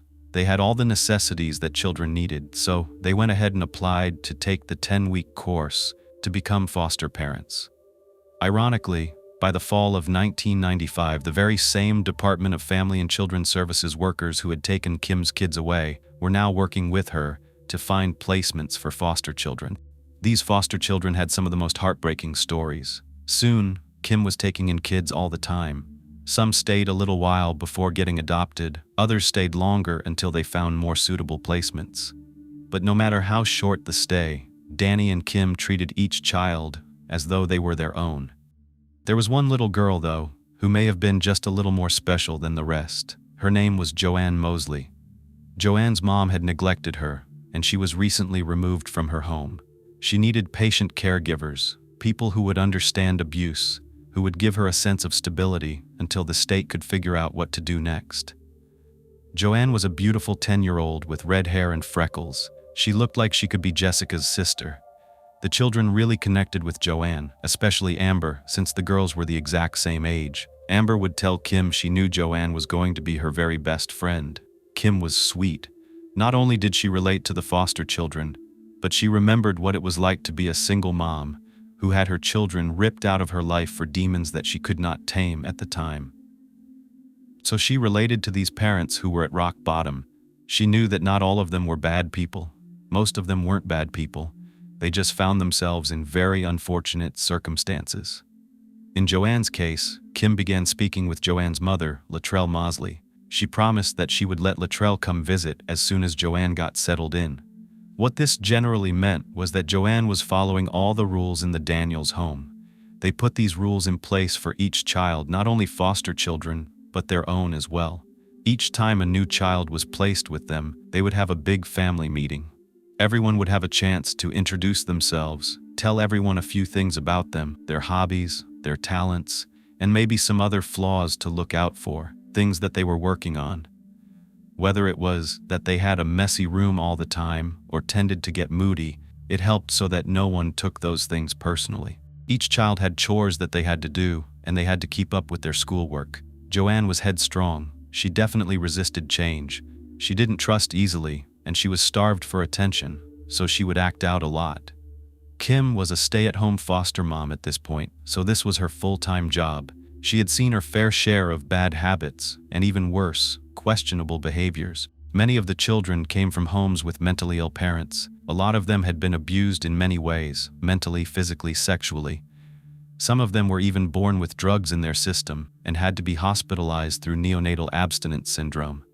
This happens when babies are exposed to drugs in the womb before birth. Babies can actually go through drug withdrawal symptoms, which can start as soon as 24 to 48 hours after they're born. A lot of times, they'll experience trembling, have problems sleeping, and tense up their muscles. Kim was used to taking in children that had this syndrome. She was used to seeing symptoms as well as behaviors that others might categorize as not normal, and even some children that seemed evil, for lack of a better word. They could have excessive anger that they couldn't control, antisocial behavior, or be manipulative. In most cases, Kim could only speculate about what the previous caregivers had subjected these poor children to. Many of them didn't even have a healthy perception of reality. This may have been another reason that Kim was open to speaking to Latrell. Joanne seemed to be suffering from a really unusual way of thinking. A family friend of the Daniels said that Joanne had threatened Kim, but Kim never took it seriously because of the absurd nature of the threat. Joanne got upset that Kim punished her for not doing her chores and told her that her mama was going to mix up some powder and curse her. Kim, being Kim, actually laughed it off and made light of it. She told Joanne, "You better make sure it's mixed with aspirin because you're giving me a headache." It de-escalated the situation. Joanne started laughing, but this gave Kim some insight about how Joanne was being brought up. The main reason Kim reached out to Joanne's mom was because Joanne would beg her to let her see her. She missed her mom so much. And even though she called Kim and Danny mom and dad and felt completely loved by them, she worried about her mom. She loved her mom, and even if she was unfit to raise her in a safe environment, she still wanted to check on her. Her mom might be hungry or not well. So Kim, having a soft heart, began to feel bad for Latrell. She thought, maybe I can fix her and reunite the family somehow. She remembered feeling that exact same way that Joanne did when she was abandoned by her own mother as a child. Kim would stay up late at night wondering where her mother was, whether she was hurt or worse, if she was dead on the streets. She thought maybe if she helped Joanne and Latrell to overcome their own demons, it would help her heal some of her own. However, it was against DFCS policies to allow foster children to see their parents. Kim couldn't fight the urge, so she connected with Latrell and finally agreed to drive Joanne over for a visit. If she only knew how much this unauthorized visit was going to change her life forever. Kim drove almost 50 miles away into Bacon County for this little supervised reunion. She was prepared, yet not prepared for what she was about to witness. She hadn't forgotten where she came from, but she had come so far in life at this point. She was not used to being exposed to the utter disgust that the Mosley family was living in. The house was small, filled with moldy carpets, rotten food, bugs and wires coming out of the floors and the walls. The roof was leaking. It was just a mess. She was shocked by the condition of the home, and it also brought back a lot of memories that she had tried really hard to erase. Kim felt that if she could turn her life around, she could help other mothers like Latrell. She tried not to show the disgust on her face when she met Latrell at the door and looked inside. Outside, Joanne and her mom hugged, talked, and spent a couple of hours together. Then Kim and Joanne made the trek back to Santa Claus. The visits continued, and each time Kim saw it as an opportunity to preach the gospel of God's love to Latrell. She wanted to soften her heart, to open her up to change. I'm highlighting this particular instance where Kim's effort to help doesn't go as planned, and what she learned as a result, since it's pivotal in understanding the big picture later on. At some point, Latrell mentioned she had a son who she was worried about. His name was Scott Taylor. Taylor was Latrell's maiden name, and Scott was Joanne's half-brother from a previous relationship. He was around 17 at the time. Kim sat there with Latrell, comforting her as she confided in Kim about Scott's past. Latrell was in tears. She explained that Scott was born with a heart defect that wasn't discovered until he was 4. Thankfully, it was discovered in time because he would have died. His body wasn't able to get enough oxygen due to a condition called mitral valve stenosis. It's a narrowing of the heart's mitral valve that causes it not to open properly, blocking the blood from flowing into the main chamber of the heart, which can lead to complete heart failure. Scott had to have a really intense open heart surgery, which was a complete success. However, Kim would later find out that Latrell would use this more as a sob story than anything else. It wasn't just a story, it was a feel bad for me, have pity on me story, and she would lie and say that she was also suffering from it as well. The truth was, Latrell's own drug use while she was pregnant was suspected to be the cause of Scott's heart abnormality. That didn't stop her from using Scott's childhood condition, which was now completely repaired, as an excuse for why she wouldn't punish him or why he didn't do well in school. It was just an excuse all the time. Many people would say this was to handicap herself in case others accused her of being an unfit mother. Latrell had a few failed marriages. She suffered abuse, and her children did as well. Scott had 4 other siblings: Ralph, George, Lisa, and Steve. Scott's father left Latrell when he was only 8. She was raising 5 children on welfare, living in a trailer in Alma. Latrell wasn't telling Kim the whole story. She had no idea what the truth was from what Latrell was saying. Kim felt bad for her. Her story reminded Kim of her own. The real story of Scott's childhood was much different. Apparently, Scott had become addicted to drugs and alcohol when he was only 11. Scott's brother George was sent to a state hospital for addiction. Scott's brother Steve had severe mental health issues. He would even throw knives at Latrell. He would beat Lisa and Scott up regularly, leaving them with bruises and totally battered. Steve was in and out of juvenile detention centers, and screams would frequently be heard coming from Latrell's trailer. At some point, a neighbor ended up calling the police. After a welfare check, a caseworker said that the condition was deplorable, yet the remaining children were never removed. Instead, it seemed like anyone who had to deal with that family just tolerated them. Essentially, they would just turn a blind eye and not want to get involved because they were actually scared of them. For example, instead of getting help for Scott, his elementary school teacher decided to put up a screen around Scott's desk so that he would stop bothering her and the other children in class. Segregating him worked until he learned to escape. It was like he was an animal in a cage. Then he would throw things at the class, and he was even seen smoking cigarettes. He had been held back twice, once in kindergarten and once in first grade, and he never had food. There was just always turmoil in his life, and I feel really bad for a child having to deal with that. Each time Latrell would have the DFCS called on her, she would make the family move. She would just say, "Let's pick up and go to another town." Scott got in trouble with the law when he was only 11. He broke into a neighbor's trailer to steal food. I feel bad for him. This boy was hungry. He's a child. Latrell was using all the welfare funds on drugs instead of getting him help. They charged him, this 11-year-old boy, with a criminal offense, 2 counts of criminal trespass and 1 count of burglary. Even though it sounds bad, the good news was he was removed from Latrell, and then his paternal aunt gained custody. This little boy was on probation for a year following the sentence, and after a while with his aunt and uncle, Scott was doing really well. He was back on track at school, and he had the semblance of a stable life, but not for long. He went downhill again because of Latrell. She would harass the family, stalk them, scream outside of their house, and accuse them of getting her in trouble and ruining her life. It seemed as though she didn't want a better life for her children. Honestly, I'm sitting here wondering why. These people were clearly helping her children, yet she had so much anger toward them. It seemed to me it was more than just anger. There was speculation that she needed the kids to get more money from the state, and that was the biggest motive for wanting to fight for her children, though they couldn't take it anymore.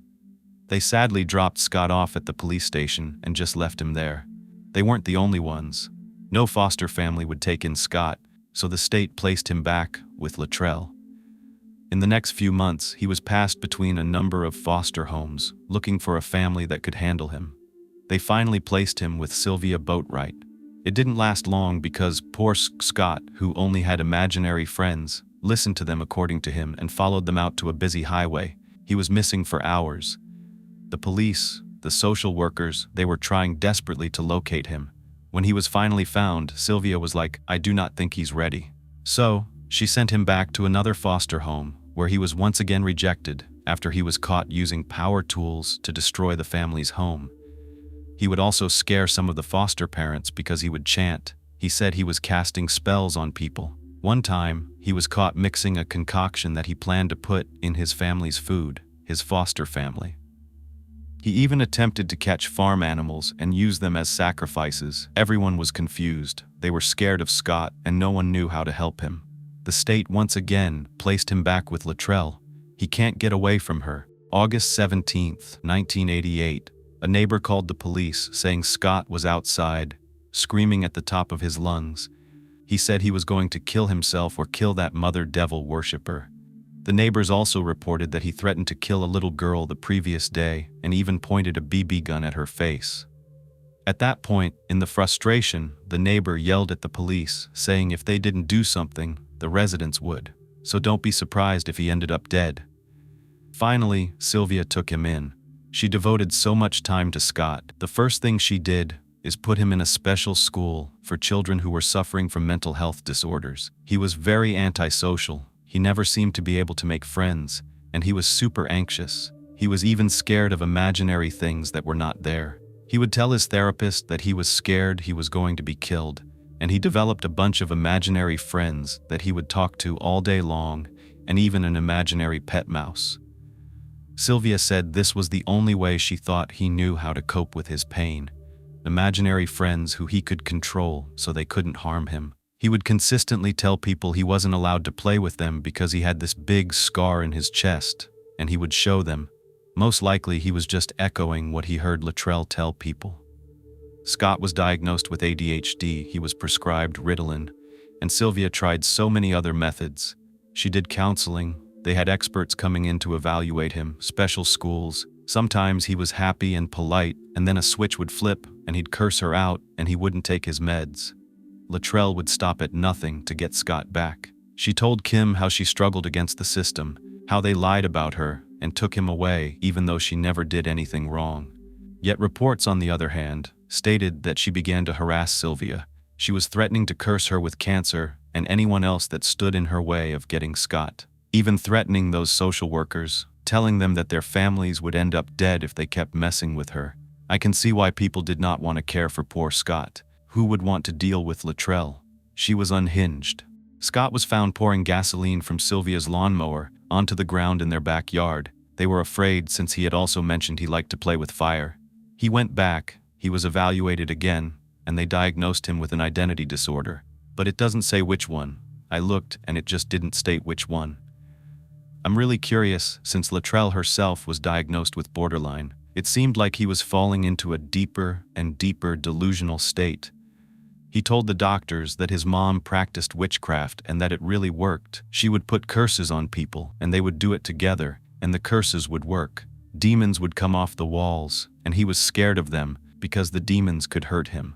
This is probably the reality his mother taught him. I cannot help but feel awful and sad for Scott. There is so much more I read about that I can tell you, but I can't tell you everything. Some of the things were self-mutilation, cruelty to animals, deep depression over losing his imaginary mouse he thought he had left at Sylvia's. Even though it's imaginary, he couldn't get it back. And then Scott attempted to take his own life at only 12 years old, by hanging. At this time, he was back with Latrell, and she came in just in time to cut him down. He even chased his older brother with a .22, shooting him down the driveway. He dropped out of school in 10th grade and was at a 4th grade reading level. From the time he was 14 to 17, he would engage in criminal acts. He stole cars with his brother. It was just bad. He was obsessed with two things: playing video games and obsessively watching a movie called Death Warrant. I haven't seen it, but he would watch it over and over again, and he would cite the lines from his favorite character, the Sandman. Who's the Sandman? He would hardly talk or eat anything, and he was over 6 feet tall and only weighed 120 pounds by the time he was 17. I was thinking he may have been restricting his food intake to have control over something in his life. Remember, Kim doesn't know any of this. She just knows what Latrell has offered as the truth. She said she was out of her mind with worry about Scott, that he'd leave for weeks at a time and not even call or keep in touch. Latrell said she thought he was probably living on the streets. Kim wanted to meet him if he ever came around. She told Latrell to call her and let her know. Kim thought Scott would need to be a part of the change that the Mosleys needed. He was part of the family. If he didn't change along with them, he could bring his bad habits back around, tempting Latrell to fall back into addiction, or worse, get Joanne involved. Finally, Kim did get the opportunity to meet Scott. Even though he seemed to be very troubled, she tried to see the good in everyone. She decided it would be a good idea to bring the Mosleys to church because, after all, that's what changed Kim for the better. Church did not seem to have the same effect on Scott or Latrell. Now Joanne was still young and impressionable, so she was thriving in the Daniels' care. But Latrell seemed to use the church for their resources without changing anything in her life. She would ask for loans so she could pay medical bills or for food. However, there was speculation she was spending the money on drugs. The church was there to help people in need, but after a while, they got sick of Latrell's ungrateful attitude. Because she would scream at them when they told her they're out of funds to give her that month, since other families that were in need needed to be helped out. She would storm out like a 3-year-old, and she would scream all kinds of obscenities along with really odd threats. Kim later finds out what Latrell had been practicing with all those concoctions and spells was a form of black magic or devil worshipping, and this is what Scott said that she taught Joanne and him. It was clear that Latrell wasn't making any progress. She also seemed as she was determined to derail Joanne's progress. She wanted her back, and there was definitely anger brewing toward the Daniels family, especially toward Kim. I don't know if you would call it envy or jealousy, but Latrell's life was a living hell compared to the comfortable life that Kim had. By this time, though, Kim had heard some of the stories about Latrell. She felt like maybe she was being warned by her and not just opening up to her about her struggles. She didn't want him raising her kids, and resentment was definitely building. Kim had no choice. She had to stop responding to her. The church did the same thing. Besides, the church was far from Latrell's home, so unless she got a ride, she wasn't really able to come around on her own. So they didn't see her for a while. At this point, however, all she knew was that she was an unfit mother who still seemed to love and care about her kids and just needed to get her life back on track. Scott was still coming to the church with the Daniels family, even after his mother wasn't invited anymore. Yet, it didn't seem to be doing much for him. There was one incident that stood out to other people. The preacher had come forward to give Scott a message from God. Instead of doing what most people in the church do and engage with the preacher, he just stood there. He was just emotionless and just staring into space. It was a habit for Scott not to look people in the eyes. He would avert his eyes anytime someone was trying to talk to him face to face. Everyone in the church was clapping, and they were cheering, and they were singing and dancing, and they were waiting to hear this special message from God to Scott. The preacher said that God wanted to fill Scott with the Spirit so that he would repent from all of his sins and become a child of the church. Scott stood still. He was like a statue. Well, his arms were crossed, and he never said a word. It was seen as really odd, but this was a troubled teen. He didn't know what was acceptable social behavior. He'd know what that looked like. Scott and the Daniels' lives were starting to get more and more connected. Scott would see their home as somewhat of a safe haven, and Joanna was no longer at the Daniels' home or in foster care. She was back with Luttrell once again on a trial basis. However, the Daniels, being the kind people they are, extended Scott an invitation to stay with them if he needed to. He liked that idea. He got to eat free food, he had a roof over his head, and it made sense that he would rather be there than Luttrell's or on the streets. Soon, Scott was starting to bring someone else around. She was a girl named Maria Spivey. Just like his social behaviors at the church weren't normal, neither were his romantic relationships. Developmentally, he was very immature. Girls did see him as mysterious and attractive, though, so it wasn't hard for him to find girlfriends. However, he did have a rocky relationship with Maria. Sometimes they would come over with the Daniels, and they were happy, laughing, playing with the children together. Then the next week, they'd be broken up for weeks at a time, and then no one would see or hear from Maria. Scott would also leave for weeks at a time, and at that point, he would fall deeper and deeper into drug abuse. As much as they wanted to help, they were worried that he was beyond what they can offer. He would go back and forth between the Daniels, the streets, and his older sister Lisa's trailer in Bacon County. She was married, and she had kids of her own. Maria found out she was pregnant with Scott's baby. Now both of them are only 18, they're in poverty, they're unemployed, and they don't have a place to live. Their baby boy finally arrived, and they named him Joshua. Scott was not ready to be a dad. He couldn't even take care of himself. Scott may not have been ready for his own kids, but both Maria and his sister Lisa said he was amazing with kids. He would play with Lisa's kids all the time, and they loved him. They even pleaded with him to stay over or come back as soon as possible to play again. He babysat for friends and everything. So Maria was under the impression sex meant love, love meant devotion, devotion meant being a husband and father. But that is not what Scott thought. He was out drinking, doing drugs, getting in trouble, so Maria ended up moving in with her parents. Scott would occasionally go see Joshua, but it was not a frequent occurrence. As much as it seemed that Scott was somewhat of a loner, it also seemed like he always needed to attach himself to someone. If there wasn't somebody that was giving him their undivided attention, he would act really withdrawn. You would see him walking slowly around this house that he's been to many times before, and he would look all over the place like he lost something. He would pick up an item, and then he would slowly turn it around, examining every inch of it. It's like, you know what it is, and then you would lurk around, quietly come up to you, wouldn't even hear him, and then he would end up being right here. It was obvious that something was not right. The Daniels thought maybe a friend his age would help Scott. If he had someone to talk to and hang out with and connect with, the Daniels ended up introducing Scott to a guy named Aaron. This is a boy his age from the church, and Danny made a deal with them. He said if they fixed broken things around the house or helped with projects, he would pay them. I sometimes wonder if this was a way for him to pay Guy and Aaron to be friends with Scott. That's kind of sad, but he was trying his best. This was, however, a way that the Daniels felt they could help Scott. Kim did not want to feel like a failure, and she was still determined for Scott to change. It didn't take that long for Guy and Scott to become pretty close friends. They became best friends, actually. Guy was the first person that Scott opened up to. They went hunting together, they liked to drink coffee and talk about their problems, and they even attended church together.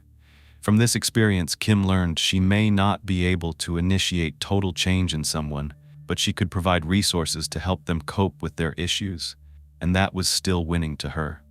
Since Guy and Scott were doing home improvements at the Daniels house, Scott was still spending time with the family, and he seemed to be happier than usual, more talkative. Guy started to notice a pattern. Anytime that Danny's teenage daughter Jessie was around, Scott became almost giddy. When Guy and Scott were fixing gutters one day, Scott took a break, and while Guy was still up on the roof and Scott couldn't see him, he noticed that Scott was sitting really close to Jessie. They were talking, but they were leaning in real close, whispering and touching a little bit, the way that you would gently touch someone you were flirting with. Guy was a little bit concerned because he was a man of God, and he knew Scott had had premarital sex and gotten a young girl pregnant. He also respected Danny, so he thought this may be the start of something that could complicate things. Jessie was only 14 and Scott was going to be 19, so even though he probably was as immature as a 14-year-old mentally, this situation wasn't good. Jessie was at that age where she had crushes on boys, and she was curious about sex, and she was pretty, and she liked the attention from a cute older boy. And that's okay, just not with this boy. Guy pulled Danny aside later and gave him a heads up, man to man. Danny said it's probably innocent. He didn't want to make a big deal out of it right now. He knew how kids were. He wasn't going to hurt anyone's feelings by jumping the gun, but he would keep an eye on them. It wasn't a problem until Jessie approached her dad on her own, saying that she felt uncomfortable around Scott sometimes. She said she would see him, and she would hide or pretend that she wasn't home. She told Danny he was strange, and she saw him throw things at animals, even their dogs. That was that. Helping Scott had completely run its course with the Daniels. Scott was an adult, and he needed to be responsible for himself, his son, his choices. So, Danny told Jessie he wouldn't say anything about the fact that she told him, but he would have a heart-to-heart with Scott and tell him it was time for him to move on. He would no longer be invited to the Daniels' home. One night, before Danny even had a chance to talk to him, Scott kept calling to reach Jessie on the phone. It was 11 p.m., and no one was answering, so Scott just kept calling and hanging up and calling again. It was pretty obsessive, and Scott had this obsessive character to him. He didn't need to talk to Jessie. There wasn't a pressing matter to discuss. She's 14.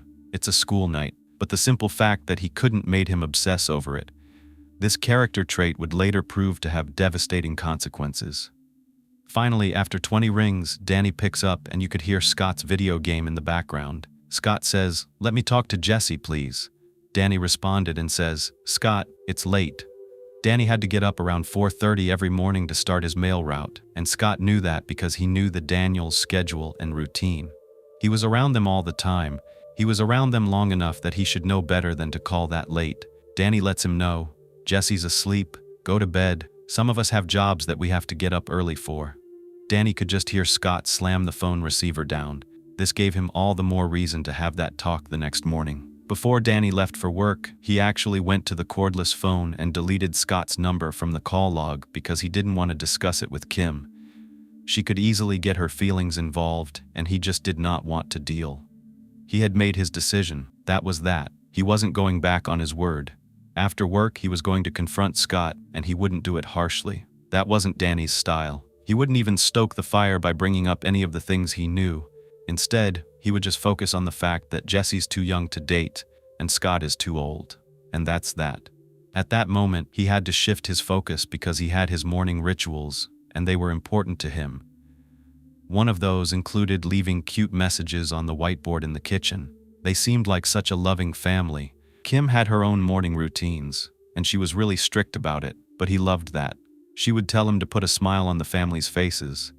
As soon as his shift was over, Danny drove right over to Maria's parents' trailer to speak with Scott. He knocks on the door several times, nobody's answering, so he's knocking harder and harder, and then eventually Scott comes to the door. It looked like he had been sleeping, his hair was all a mess, so he asked, "Can I come in?" I think Scott probably knew what was going to happen, but he lets Danny inside. They sit down and they talk. The gist of the conversation was, Danny thought it was best if Scott moved on with his life. He wasn't mean or judgmental with him. Danny just firmly said the goal was to keep his family on track.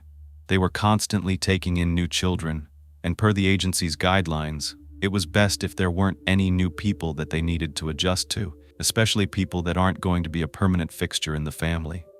As far as Jessie was concerned, it was simple. She's too young to date, and too young to hang out as friends with a boy, especially his age, and that was that.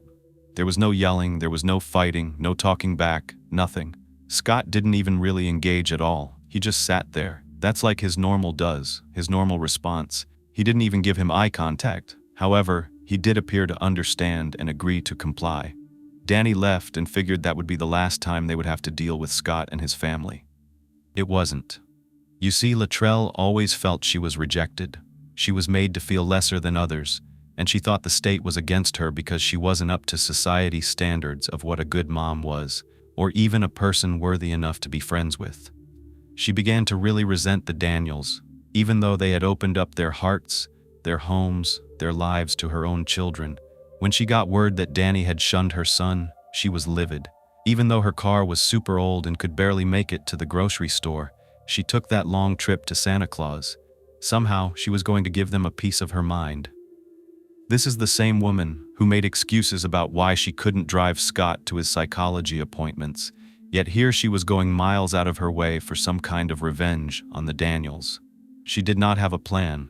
It was just before dark when she drove down the dirt road, toward the end of Dasher Street. All she knew is she's gonna send some kind of message somehow, but not just to the Daniels, to all the people out there who think they're better than others. It had to be an outward message for everyone to see. She stops her car on the side of the road, thinking about what she should do. She just sat there, chain smoking, thinking about her belief that she wasn't good enough to be friends with Kim and Danny and their family. She just looked at their nice home. It was beautiful, on this beautiful land, with their picture-perfect possessions, and she just couldn't stomach it anymore. So she drove her car into their front yard.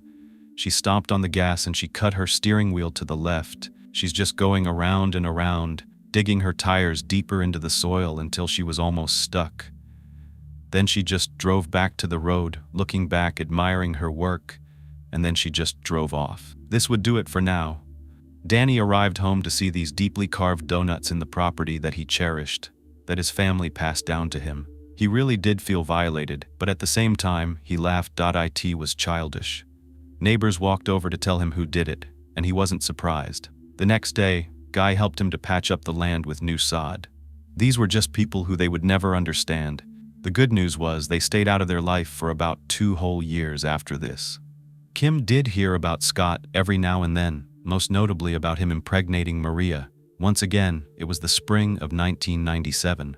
Her baby was due in November, and churchgoers had heard through the grapevine that Scott was still acting the same as he did a couple of years ago. He was staying on friends' couches, drinking, drugging. Some boys his age said that he had been frequently hanging out at this guy Jerry Johnson's house. Jerry had this pool table at the back of his house, on a screened-in porch, and he would let guys come over. They could drink, even if they were underage. They could play pool, drink beer. The reason why is because he was a lonely, wheelchair-bound 60-year-old. He had been paralyzed from the waist down in a car accident back in the 60s.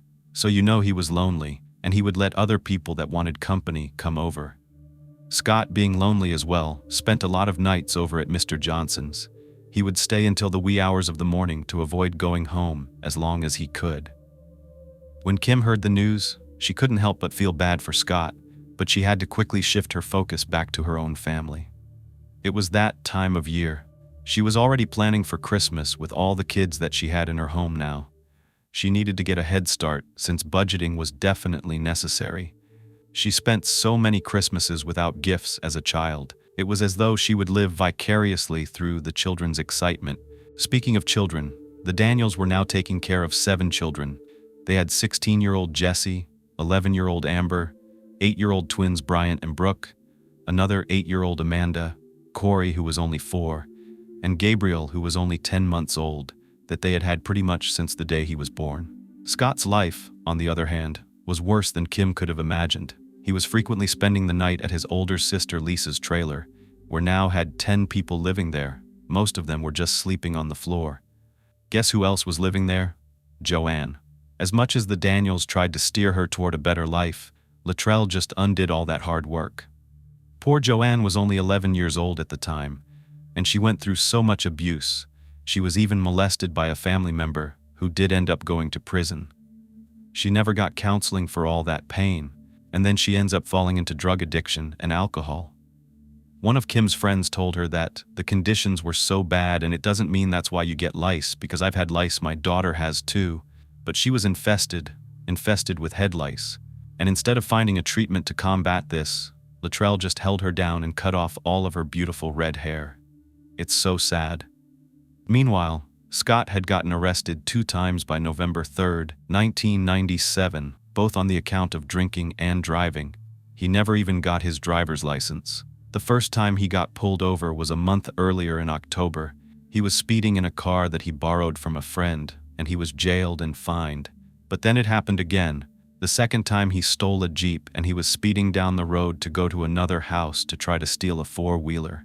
A lot of this acting out was said to have stemmed from Maria having a lot of trouble with her pregnancy. They could not afford the best medical care, and therefore, Maria went weeks without seeing an obstetrician. One night, Maria was upset with Scott about the entire predicament. She was raising a 2-year-old, and she was in pain, and they were in poverty, unemployed, and she just wished Scott would do something. During the fight, she admitted she wasn't even sure if the baby was his, and this is what set him off. He got 2 DUIs in the months following. On November 25th, a caseworker attempted to get Scott into a treatment center, but Luttrell never followed up. She said Scott would probably never agree to it, so it wasn't even worth trying. At the same time, the Daniels family was a total contrast. Kim was busy wrapping tons of presents and getting ready for Thanksgiving dinner in just a couple of days. All year, Kim would hide the presents in the attic until she was ready to play Santa and put them under the tree. One big present that the Daniels had anticipated giving to Amanda, Corey, and Gabriel was the gift of a permanent family, which they planned to announce right after Christmas and sign the adoption papers in the beginning of the coming year. Kim would invite her close friends over, and they would have these gift-wrapping parties while the kids were in school and the little ones were down for naps. That same day, Maria was having pregnancy complications, and Scott begged Maria's mother to drive her to the emergency room. Scott spent hours waiting and pacing the halls of the hospital, and Maria was really sick. She was hooked up to a bunch of machines. And being so close to the holidays, this hurt even more. One thing Scott was looking forward to was meeting this newborn baby. It was something for him to live for. It was another thing for him to look forward to. Now fear was setting in. He didn't know if he would lose Maria. He didn't know what was wrong. Was the baby okay?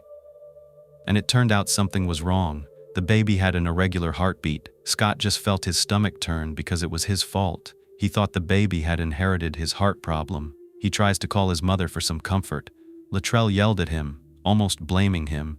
By getting Maria pregnant, it was all his fault. If this baby came out broken, yet wouldn't that mean it was her fault then, when she got pregnant with him? It's a tough situation. His mind's racing. The nurses try to give him something to do, and they gave him a pen and paper. He begins to write a poem to Maria. Remember that Scott only had a 4th-grade education, and he never wrote anything, let alone a poem. The poem was called In the Arms of God. Maybe he did learn something from the church. Well, unless memorizing songs counts towards truly knowing the Word of God, we can bet nothing really sunk in, because the poem was basically exact quotes from 2 songs that were sung regularly when he attended.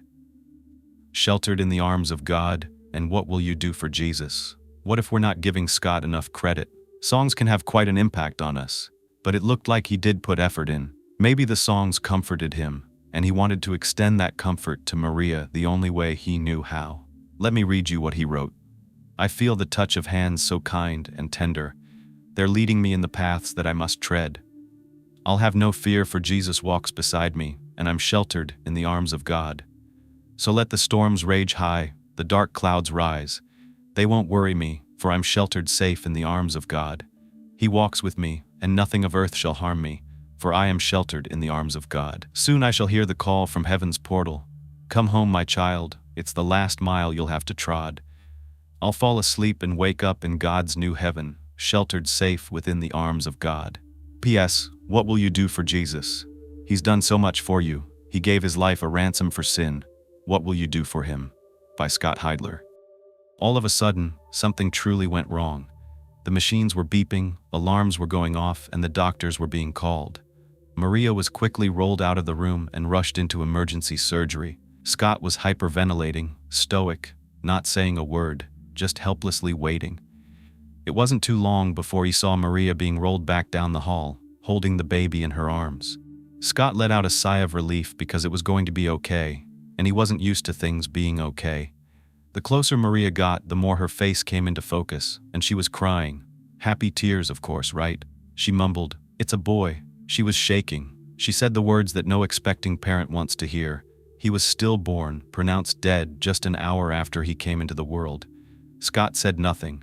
He looked dazed, just staring blankly into space. This is terrible. I felt horrible reading this. I can only try to imagine, and even then, I could start tearing up over it. Instead of going home, Scott made his way to Jerry's house. He knew Luttrell would probably berate him, blame him, and bombard him with questions, and it was too much for him. He knew that in just a few days, he and Maria were going to have to lay their son to rest. They picked Rose Hill Cemetery in Alma, Georgia. On December 2nd, they kissed their baby goodbye one last time as the coffin was sealed, and his tiny, flawless body just laid still, as though he was merely asleep. Scott may not have been an emotional person, but he couldn't contain his sadness. He cried uncontrollably as the coffin went into the ground. He hung onto the side of it until he couldn't touch it anymore. He was on his knees on the soft dirt that would soon cover his son's grave, and he just hunched over and sobbed. Maria read that poem that Scott wrote out loud, and they just cried together. Once Maria and Scott were back at her parents' place, Scott wanted to lie down, and Maria was beside him. He asked her to read the poem to him. She read it over and over and over again until they both fell asleep. The next morning was like many before, except the reality that there was one less member of their little family. Scott watched TV while Maria played with their son Josh. Scott was thankful that he was happy and healthy. Maria's mom was flipping through channels on the TV, and she stopped because she saw a special report. It was about a 14-year-old boy in Kentucky. His name was Michael Carneal. This boy had opened fire at his high school 2 days ago, on December 1st. He had wrapped a shotgun in a blanket, pretending it was an art project, and fired 10 rounds at a group of innocent students. Scott was glued to the TV. Carneal had told reporters he didn't know why he did it. He said his parents didn't love him. He was bullied by kids in school. When they asked him if he shot these specific people on purpose, he said no. He had no idea who he was aiming for. The authorities came on to explain that Carneal stole several firearms from his neighbor's garage and his parents' home. There were reports that he was suffering from a variety of mental health conditions like anxiety, depression, paranoia. According to a survivor, fellow student Benjamin Strong, right after the shooting, Carneal dropped the gun and shouted, "Kill me, please. I cannot believe I did that." School shootings are just one of those senseless crimes to me that I don't think I can ever wrap my brain around. That same day was Kim and Danny's 5-year wedding anniversary. Pretty normal day. Kim said goodbye to Danny earlier that morning, then got the older kids ready to get on the bus. The younger kids got their clothes on and they were fed, and then Kim jotted something down in her notes for her to-do list. They had recently had an alarm system installed, but they couldn't figure out why it wasn't working. It wouldn't arm the house correctly. She put it down that they needed to get it fixed because she was afraid someone would break in and steal the Christmas presents. As long as it was fixed in the next week or so, she felt secure knowing that nothing bad would happen. That afternoon wasn't as great over at Luttrell's because Scott, Lisa, and their older brother Steve were hanging out over there. Just like Scott had suspected, Luttrell would not stop annoying him with questions about why the baby died. Steve got involved, telling Scott to get over it, that the baby probably wasn't his anyway, and Scott barged out furiously. He walked over to Jerry Johnson's to drink his worries away. Scott was already drunk before getting to Mr. Johnson's, so when he was over there, he was drinking more and more as he told a story about what happened to his baby. He went into detail about the way the baby looked, about how odd it was to see a coffin so small. Scott was not a man of many words that night. He couldn't stop. He became more and more intoxicated and continued to retell the events surrounding his newborn's death. Mr. Johnson kept trying to change the subject, have Scott talk about anything else, but without any luck. Scott continued. At some point, Mr. Johnson realized it seemed like Scott was talking to someone else besides Mr. Johnson, especially because he was repeating himself. It was just strange. He would be looking into nothing. I thought perhaps his imaginary friends had returned because he was in a time of need. Afternoon was turning into evening, and Kim and Danny were entertaining Christy Wood and her daughters for dinner. Danny was putting the younger ones to bed. Kim went into the bedroom, kissed the kids goodnight, turned off the lights, closed the door, made her way back down the hall. She was thanking Christy's daughter Rachel for complimenting her on how pretty the Christmas tree was. They said goodbye to their friends, and by 11 p.m., everyone in the house was asleep, except Danny. He was on the phone with Guy, planning a hunting trip.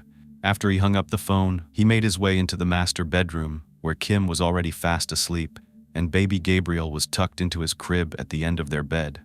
That would be the last night the Daniels would be together as a family. It was the last night they would say goodnight to each other. Tonight wasn't a good night.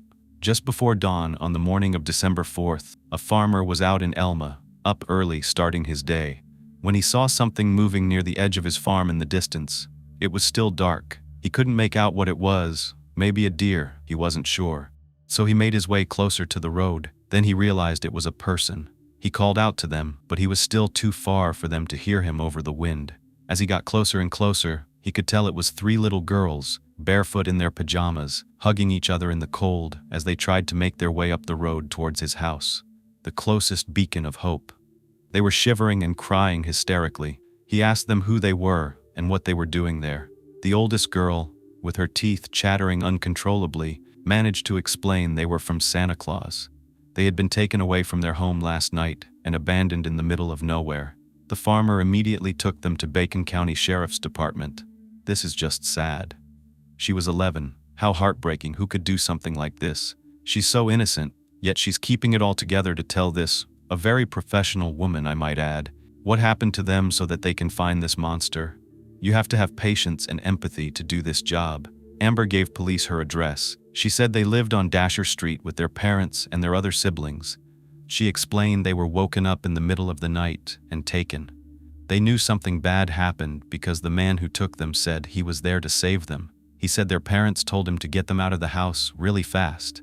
Amber could hear the baby crying as he pushed the 3 girls down the hall, and she told him, "I gotta grab my mommy and daddy and my brothers." But he said, "No, your parents told me they were coming back to get them." But as he's pulling the girls out the door, she looks back in, and she sees Corey hiding under the table. She doesn't understand why they're leaving him. If there was someone scared in the house, why would they be leaving their 4-year-old brother behind? And the baby? The 3 girls must have been absolutely terrified. It's the middle of the night, they're cold. They had just been pulled out of their beds and forced into the back of a van. The man's driving without saying a word. The girls had no idea where he was going or what he was going to do to them, but Amber knew her parents did not tell him to go get them. They had been kidnapped. After some time with Amanda and Brooke still crying, the man tells them to shut up. He turns off the highway toward the side of a bridge. It's called Baxley Bridge, and there's nothing around it. It's dark. There are no houses. It's completely isolated. The man told Amber to get into the back of the van. She asked him what was going to happen to her. He didn't answer. Instead, he told her to take off her clothes. She saw her sisters just watching her. They were crying and hugging each other. I don't have to, nor do I want to, go into detail about this disgusting person and what he did to this little girl. No one deserves to go through that. I cannot imagine what such an innocent mind would be thinking. An experience like this leaves scars that can't be seen by other people, but may never heal. After he was finished, he tells Amber to get dressed. They drove off in silence. Was he going to kill them? He went to the top of the bridge. He opened the door and pulled the girls out and made them stand with their backs against the railing. Then he grabbed a shotgun. He stood there, looking at these 3 girls. That moment must have gone by so slowly for those girls. Then he turns, and he thrusts the gun over the bridge, and you can hear it splash when it hits the water while he has his back turned. He's looking over the bridge, probably to make sure it went in. Amber tells the girls to run. This was their chance to get away, to hide in the woods, to save their lives. But he grabs Brooke and Amber, and Amanda knows that if they don't stop, he's gonna do something horrible. He said if they didn't get back in, he was gonna throw Brooke over the bridge. He turned down a dead-end street and stopped. He told them to get out. Amber told police he said they better not move. He would be back in 5 minutes. Not to go anywhere, he'd said. He'd be back in 5 minutes, and said they'd better be there when he returned. Amber, with her little innocent mind, actually sits there and counts to 65 times, and then she tells her sisters to run. That's when the farmer ended up seeing them on the road. Back in the interview room, the investigators want to know the girls' parents' names and the address they live at. Amber says Kim and Danny Daniels. Now, it took me days to figure out what the exact address was, because I looked everywhere. It wasn't on legal documents, it wasn't in news articles, I could not find it, but I finally was able to nail it down. It's 592 Dasher Street, Santa Claus, Georgia. It was 3:30 in the morning, and Toombs County Deputy Mike Hewitt, by the way, in reenactments his name is Mike Harland. This could be to protect his identity because police and legal documents have his name as Hewitt, was just 9 months out of the police academy when he gets a call to do a welfare check at the Daniels residence. He had been told that 3 girls had been kidnapped from the premises. When he arrived, there were a lot of lights on in the home. As he approached the door, he saw it was already open. He radioed in to dispatch to advise them that he had an unsecured door and he was going to make entry. He moved closer, but before he stepped inside, he yelled, "Sheriff's office," but he didn't hear anyone reply. What he could hear was the eerie sound of music coming over what sounded like a clock radio. It was muffled by the sound of a baby crying. He stepped inside, he announced himself again, and no answer. He scanned the room, he saw a Christmas tree. There were a lot of presents underneath. He followed the sound of the music and the crying. He came to the first bedroom door, and as he peered inside, his brain could not catch up to what his eyes were seeing. First, he focused on the vivid contrast of dark red wet blood across the beige walls of a child's bedroom. It was everywhere, on the windows, across family photos that were framed and hanging on the walls, and of course, it was where the victim was laying. He was a young boy in the top bunk of a bunk bed. While Deputy Hewitt assumed it was a young boy he was looking at, what was left of a little boy, his head was sticking out of the covers, but there wasn't much left of it. He was under the covers, and he was wearing children's pajamas. When Hewitt's brain had connected what was going on, he drew his weapon.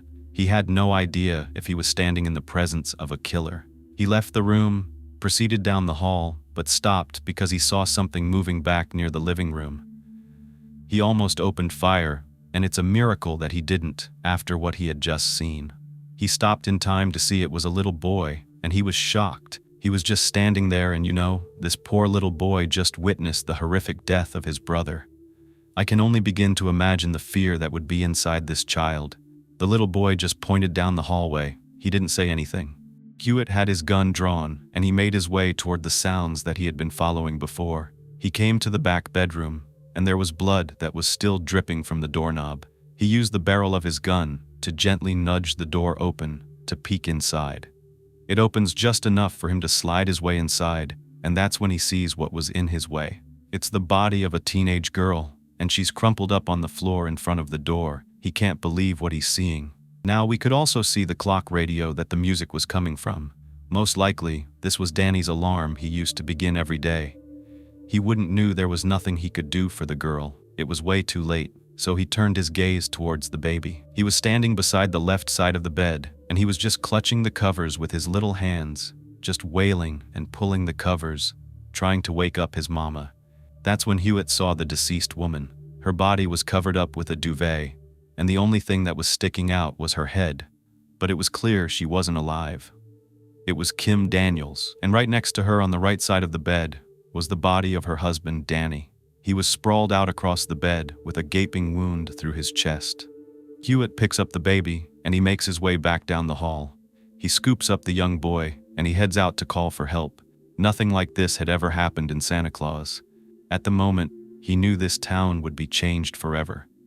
This was supposed to be the season of love and joy in a city that loves children, yet he had just witnessed 2 of them with their lives stolen. It only took a few minutes for police cars and ambulances to be barreling down Dasher Street with their sirens blaring. Yellow crime scene tape was put up around the perimeter. Investigators, crime scene technicians, the medical examiner, they all piled right into the Daniels' home. I did find some photos from newspaper clippings, and you can see the home. You can see exactly what it looked like with everyone on the scene. This little town made headlines. All the big networks were reporting on the quadruple homicide. CNN even flew a reporter to the home in a helicopter. Just imagine that this is your family. It's not just a story. You can't share another moment with them, yet every news outlet wants to share a piece of them with the world. Once Corey, the 4-year-old, had calmed down, They would ask him what he remembered. He quietly said, "Mommy and Daddy are dead. Brother Guy shot them all." When he said Brother Guy, that was the name they used for Guy Aaron from the church, the last person to have talked to Danny the night before. What had transpired at this home? Authorities fanned out to interview neighbors, friends of the family, anyone who could have heard and seen anything. At the same time, the coroner had made the determination that the victims had been shot with a shotgun at close range. The scene was very gruesome. There was a cigarette butt found. It was smushed into the living room carpet, and that was bagged for analysis. Fingerprints were found on the ledge below an open window, with a ladder leaning against the wall from the outside. This is where the perpetrator made entry to the home. Had the alarm system been working, they would have been alerted. By the afternoon of December 4th, rumors were swirling, and the biggest one was that Danny had annihilated his family and then turned the gun on himself. The Georgia Bureau of Investigation, GBI, were scouring over foster care documents. They were digging deep into each one of the cases that the Daniels had taken in, and the children's biological parents and families to see if any of them had an issue with them. Meanwhile, officers were trying to track down Guy Aaron, the man the 4-year-old Corey Daniels said gunned down his family. A press conference was held and an official report came out identifying 4 victims: 47-year-old Danny Daniels, 33-year-old Kim Daniels, 16-year-old Jesse Daniels, and 8-year-old Bryant Daniels, who left behind his twin sister Brooke. The town was shocked. It was unfathomable. Everyone knew the Daniels family. Everyone in Santa Claus was terrified. No one wanted to leave their homes. They thought anyone could be next. Meanwhile, more than 40 miles away, Bacon County deputies handling the kidnapping case knew they had to question the girls again. Even though they knew they were in shock and hadn't been told the truth about their family members being dead, this was a secret authorities had to keep until they could get more information from the girls about the guy who kidnapped them. Against their better judgment, they called the children back in. They pressed Amber to try to remember the face of the man who took her. She finally breaks down and told them it was their friend named Scott. They relay this information to Toombs County and the GBI and begin to question neighbors and friends about anyone named Scott. A church friend said they remembered a Scott Taylor being friends with the family. They ran every database for the name Scott Taylor and found nothing. They didn't give up. They kept searching. The only thing that they thought could be connected was one foster child named Joanne Mosley, because she lived in Alma, and that's significant, considering that's where the girls were found. One neighbor told police that a crazy tall woman with dark hair that drove a beat-up Buick had raced down Dasher Street and done donuts in the Daniels' yard a couple of years ago. Other than that, they'd never seen anything out of sorts. After asking around, they found out the lady's name was Latrell Mosley. We already know how they're connected. Her daughter was the foster child Joanne that they had discovered earlier. A family friend tells police Latrell's son used to date Jessica. Supposedly, he went crazy when Danny told him not to come around anymore. Since Jesse was one of the deceased, they knew they had to hurry and question the trial. Things feel like they may be starting to come together. A call comes in to Bacon County from Mr. Johnson saying his van had been stolen. They asked him if he knows a man named Scott Taylor. He says no. They ask if you could think of anyone who could have had access to his vehicle. He tells them the only person who knew where the keys were and was over last night was a guy named Jerry Heidler. Now they've got a third name. They've got Guy Aaron, Scott Taylor, and now Jerry Heidler. The name Jerry Heidler lights up the database like a Christmas tree. Police in Bacon County knew exactly who Jerry was. They decide to show photos of him along with other men to the girls to see if they could pick him out as the man who took them in the van. While he confirms that that's the man she chose was the one that hurt her last night in the van. She says yes. Amanda and Brooke, they independently pick the same photo out of the stack, and that photo is Jerry Heidler. Now they're thinking, is this the same person who carried out the murders, or was there more than one assailant? Who were they looking for, and who was Scott Taylor? An undercover officer drove past Latrell's place. He doesn't see anything until he drives around the street to the back of the house. There, sitting on the road, was Mr. Johnson's van. The officer called GBI. Meanwhile, Bacon County sheriffs are already pulling up with a warrant for Jerry Heidler, who lived at the Latrell residence. They see someone coming out of the door, and they run up, but the man slams the door in their face. They announce themselves and say they have a warrant for Jerry Heidler. The door opens, and Scott's brother Steve tells them Jerry's not here. Steve still has to let them in. They have a warrant to search the premises as well. So they do a full sweep of the house, and no one was inside. However, an officer noticed a piece of wood that looked like it was coming up from the floorboards. It was just sitting there in an awkward manner, so he pulled it, and he noticed he could get underneath the house. There was a pretty big crawl space right underneath, and sure enough, that's where they found Jerry hiding. Here's a picture of what the underneath looked like. It's just a bunch of dirt and wires. It's like an unfinished underneath part of a home. There's like pipes under there. Just a mess. Jerry was taken into custody and immediately interrogated by GBI agents. He wouldn't make eye contact with them. He was nervous and they could barely hear him. He talked so softly. They asked him, "Do you know someone named Scott Taylor?"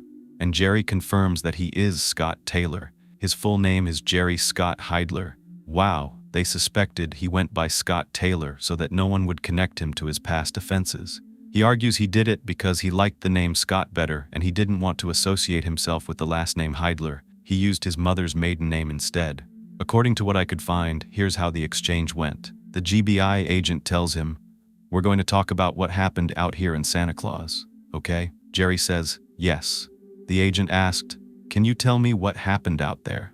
Jerry said, "I went berserk, I guess." The agent responded with, "Did you kill them? All 4 of the Daniels?" Jerry stared ahead just blankly, and then he quietly mumbled, "Yeah." The agent asked Jerry to tell him what happened. He said he didn't know and he didn't remember. The agent asked Jerry, "What do you remember?" As Jerry sits quietly staring at the wall of the interrogation room, his mind drifts back to the night before. It was 11 p.m. on a Wednesday night. Mr. Johnson and one other guy who was over were ready to call it a night. It was getting late. After Mr. Johnson went inside and the other guy left, Jerry stood alone outside for a while, probably contemplating where to go. Instead of walking away from Mr. Johnson's home, he started walking toward it. He crept quietly back onto the porch. It was pitch black outside. He had taken mental notes of where everything in the house was every time he came over. He was using those notes to slip through Mr. Johnson's sliding door into his living room. He made his way to the wall where Mr. Johnson's van keys were hanging. He took the keys to Mr. Johnson's 1989 maroon and white Dodge van and put them in his pocket. Here he is, intoxicated once again, stealing a vehicle, of friends nonetheless. It was like he was on autopilot. Here he was in the middle of the night, getting onto Highway 1 and driving towards Santa Claus. He had always found comfort when he was at the Daniels' home. He turned down Dasher Street. It's exactly how he remembered it a couple of years ago. All the trailers along the road were covered with Christmas lights. Some had lit up mangers in their front lawn, and you could see the lights from Christmas trees shining through their windows. He pressed on until he came to the end of Dasher Street. Kim and Danny's home was up ahead, down the dirt road.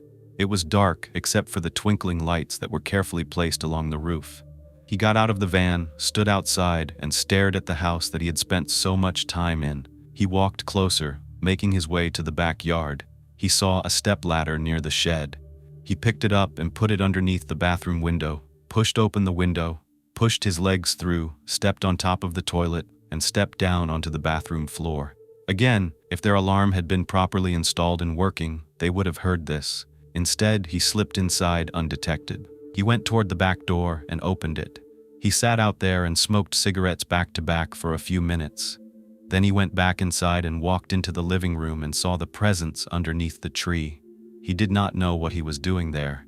It was like he was in a dream and he couldn't control himself. He was still smoking a cigarette. This was the one they found smushed into the carpet. He just let it gently fall from his hands with the cherry still lit, and then he took the toe of his boot and pushed it into the carpet and stomped it out. It was 1:30 in the morning. He proceeded to creep slowly down the hall toward Kim and Danny's room. Instead of going inside, he stopped just a few steps before it and opened the gun cabinet. He took out an 1100 Remington semi-automatic shotgun.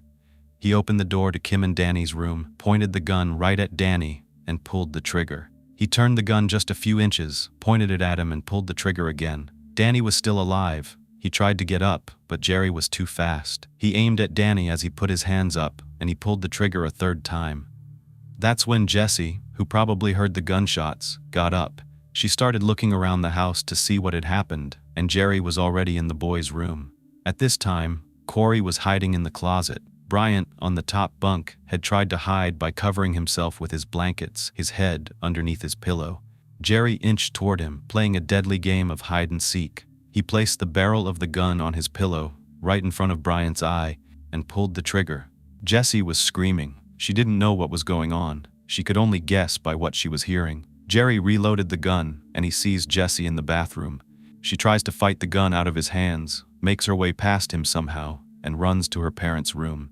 I can't even begin to imagine the fear that she was feeling in that moment, knowing there's almost nowhere she can run and hide, and he is right behind her. The moment she stepped foot in that room, he fired one single shot at close range to the back of her head, destroying her skull. After that, he walks over to Danny and, for good measure, shot him one more time. He made his way to the girl's bedroom and switched on the light. This is when Brooke woke up and looked at him. She said, "Scott, is that you?" All of a sudden, it's like Jerry snapped out of a dream. He didn't know what the hell was going on. Why did he have a gun? There must be someone trying to kill them. He tells the girls he thinks there's someone in the house and to hurry, that they have to get out of there. We know what happened from here, according to Amber. This is not what Jerry tells the agent. Instead, he says, "I remember the gun hurting my shoulder and I just kept shooting and it was real loud." The agent asked him, "Why did you do it, Jerry?" He says, "I don't know." The agent says, "You said you went to a funeral for your dead baby son earlier, right?" Jerry says, "Yeah. I don't remember anything until Brooke called out my name. She said my name and I got all of them and put them in the van." The agent confirmed one more time, "You killed Danny, Kim, Jessica, and Bryant?" Jerry says, "Yeah." Luttrell arrived at the jail. They brought Jerry out and told him, "You only have a few minutes." He sat there, he was real pale, not even looking at his mom. He said, "Mama, I just got a few minutes. I just got a minute to say something." The police tell Jerry to tell his mom about it. With his head hanging, he said, "Mama, I killed Kim." Luttrell yelled. She said, "No, you didn't." And he said, "Yes, I did." The police took him away before he could say anything else. Luttrell turns to the police and screams at them that they're setting him up, that they're making him say he did it. He wasn't a killer. She told the same story to reporters the very next day. She said the state was always trying to ruin her and her family. She said she was very sick when they took away her daughter Joanne for no reason, and now they're trying to take away her son by pinning 4 murders on him. She explained that Jerry had arrived at her house early Thursday morning and fell asleep on the couch. She was convinced they were framing him, and he wasn't a killer. If he was, she said, the first person he would have killed would be his stepdad, not the Daniels. She followed that up by saying he had no blood on him whatsoever, and none of his clothing was messed up. Maria also talked to reporters. Here's a picture of her and Jerry's son Joshua in the newspaper. "I think she's so pretty, and his little baby's so cute." She explained to reporters that they had a death. Maria did admit she wasn't sure who the father of her stillborn son was, but Jerry had been depressed all week about the baby's death. Then she showed them the poem that Jerry wrote. Maria said she didn't really know what to make of the poem, but how Jerry didn't think he had much longer to live because of his heart and lung problems.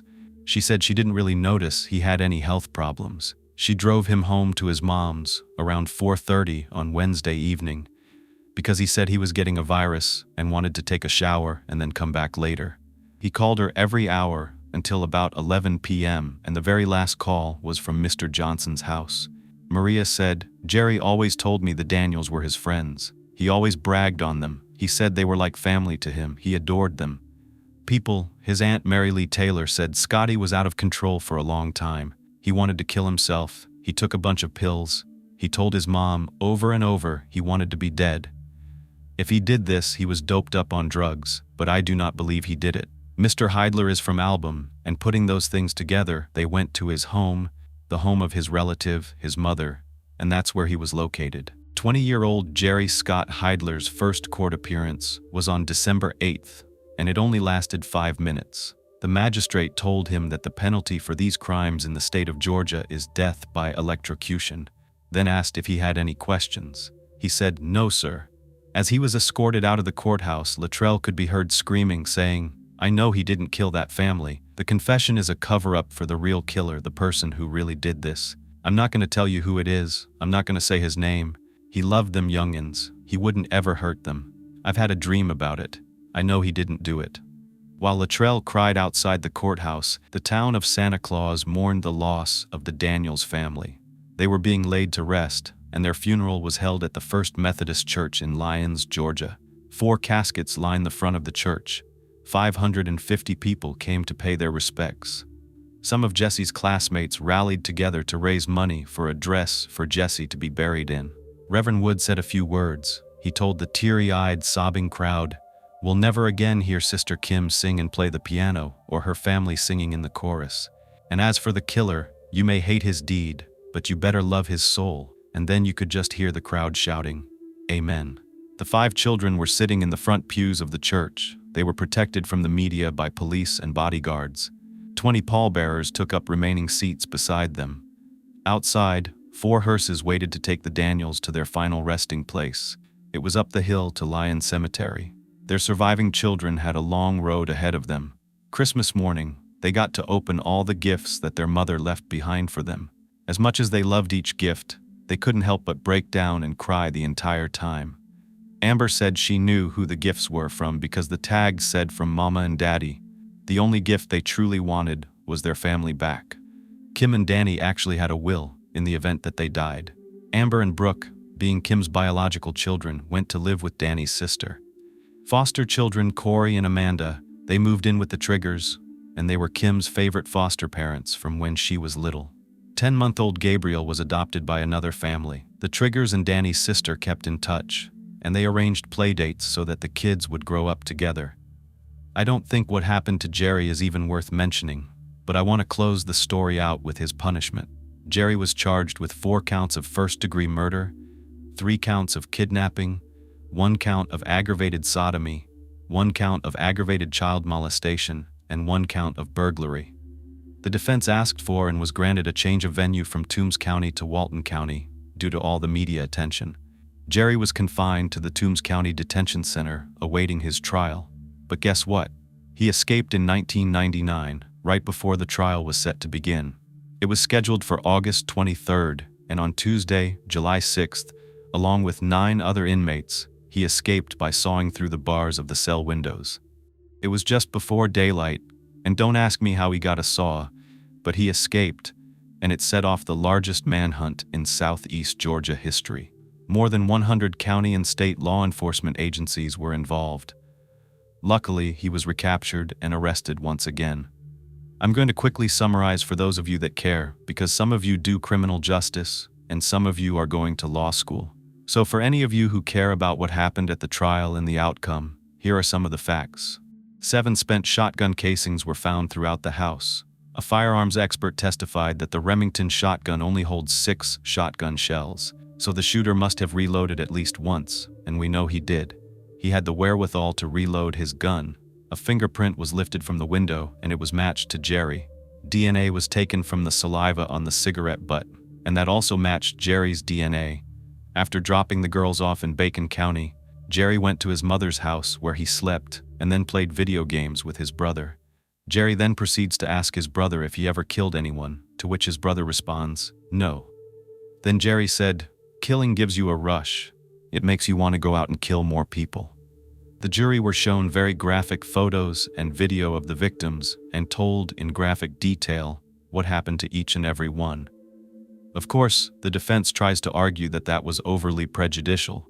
Oddly, they decided not to call any witnesses, probably because there wasn't anyone willing to come to Jerry's defense. But they do call experts to testify about his mental health. One of them testified that Jerry was suffering from socialized aggressive conduct disorder as a child, and it was never taken care of. The defense was trying to have the jury sympathize over what happened to him in his past, but what he did to this family outweighed his unfortunate childhood for sure. The jury found him guilty on all counts, and he just sat there, sniffling, wiping his nose on his shirt as the 4 death sentences were announced.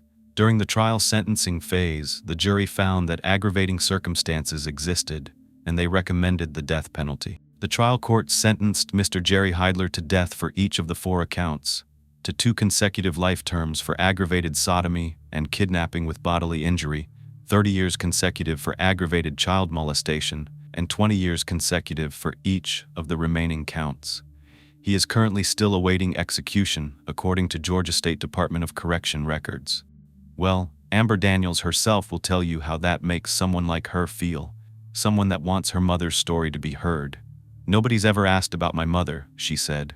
"They just want to know what happened that night, not get to know the story." These stories are not just about horrific events that led up to someone's loved one's remains being left behind. It's about carrying on their memories, keeping them alive by telling the world who they were. I will do my very best to keep honoring their memories. After reading about this case, I wondered if there was a place on Earth for people like Jerry Scott Heidler, or if death was the best option. If there ever had been a place for Jerry, Kim would have been the one to provide it to him. Until her last day on Earth, she was living to make others happy. She never got the chance to see how her hard work would pay off. Instead, death was the price she paid for opening her heart and her doors to the less fortunate.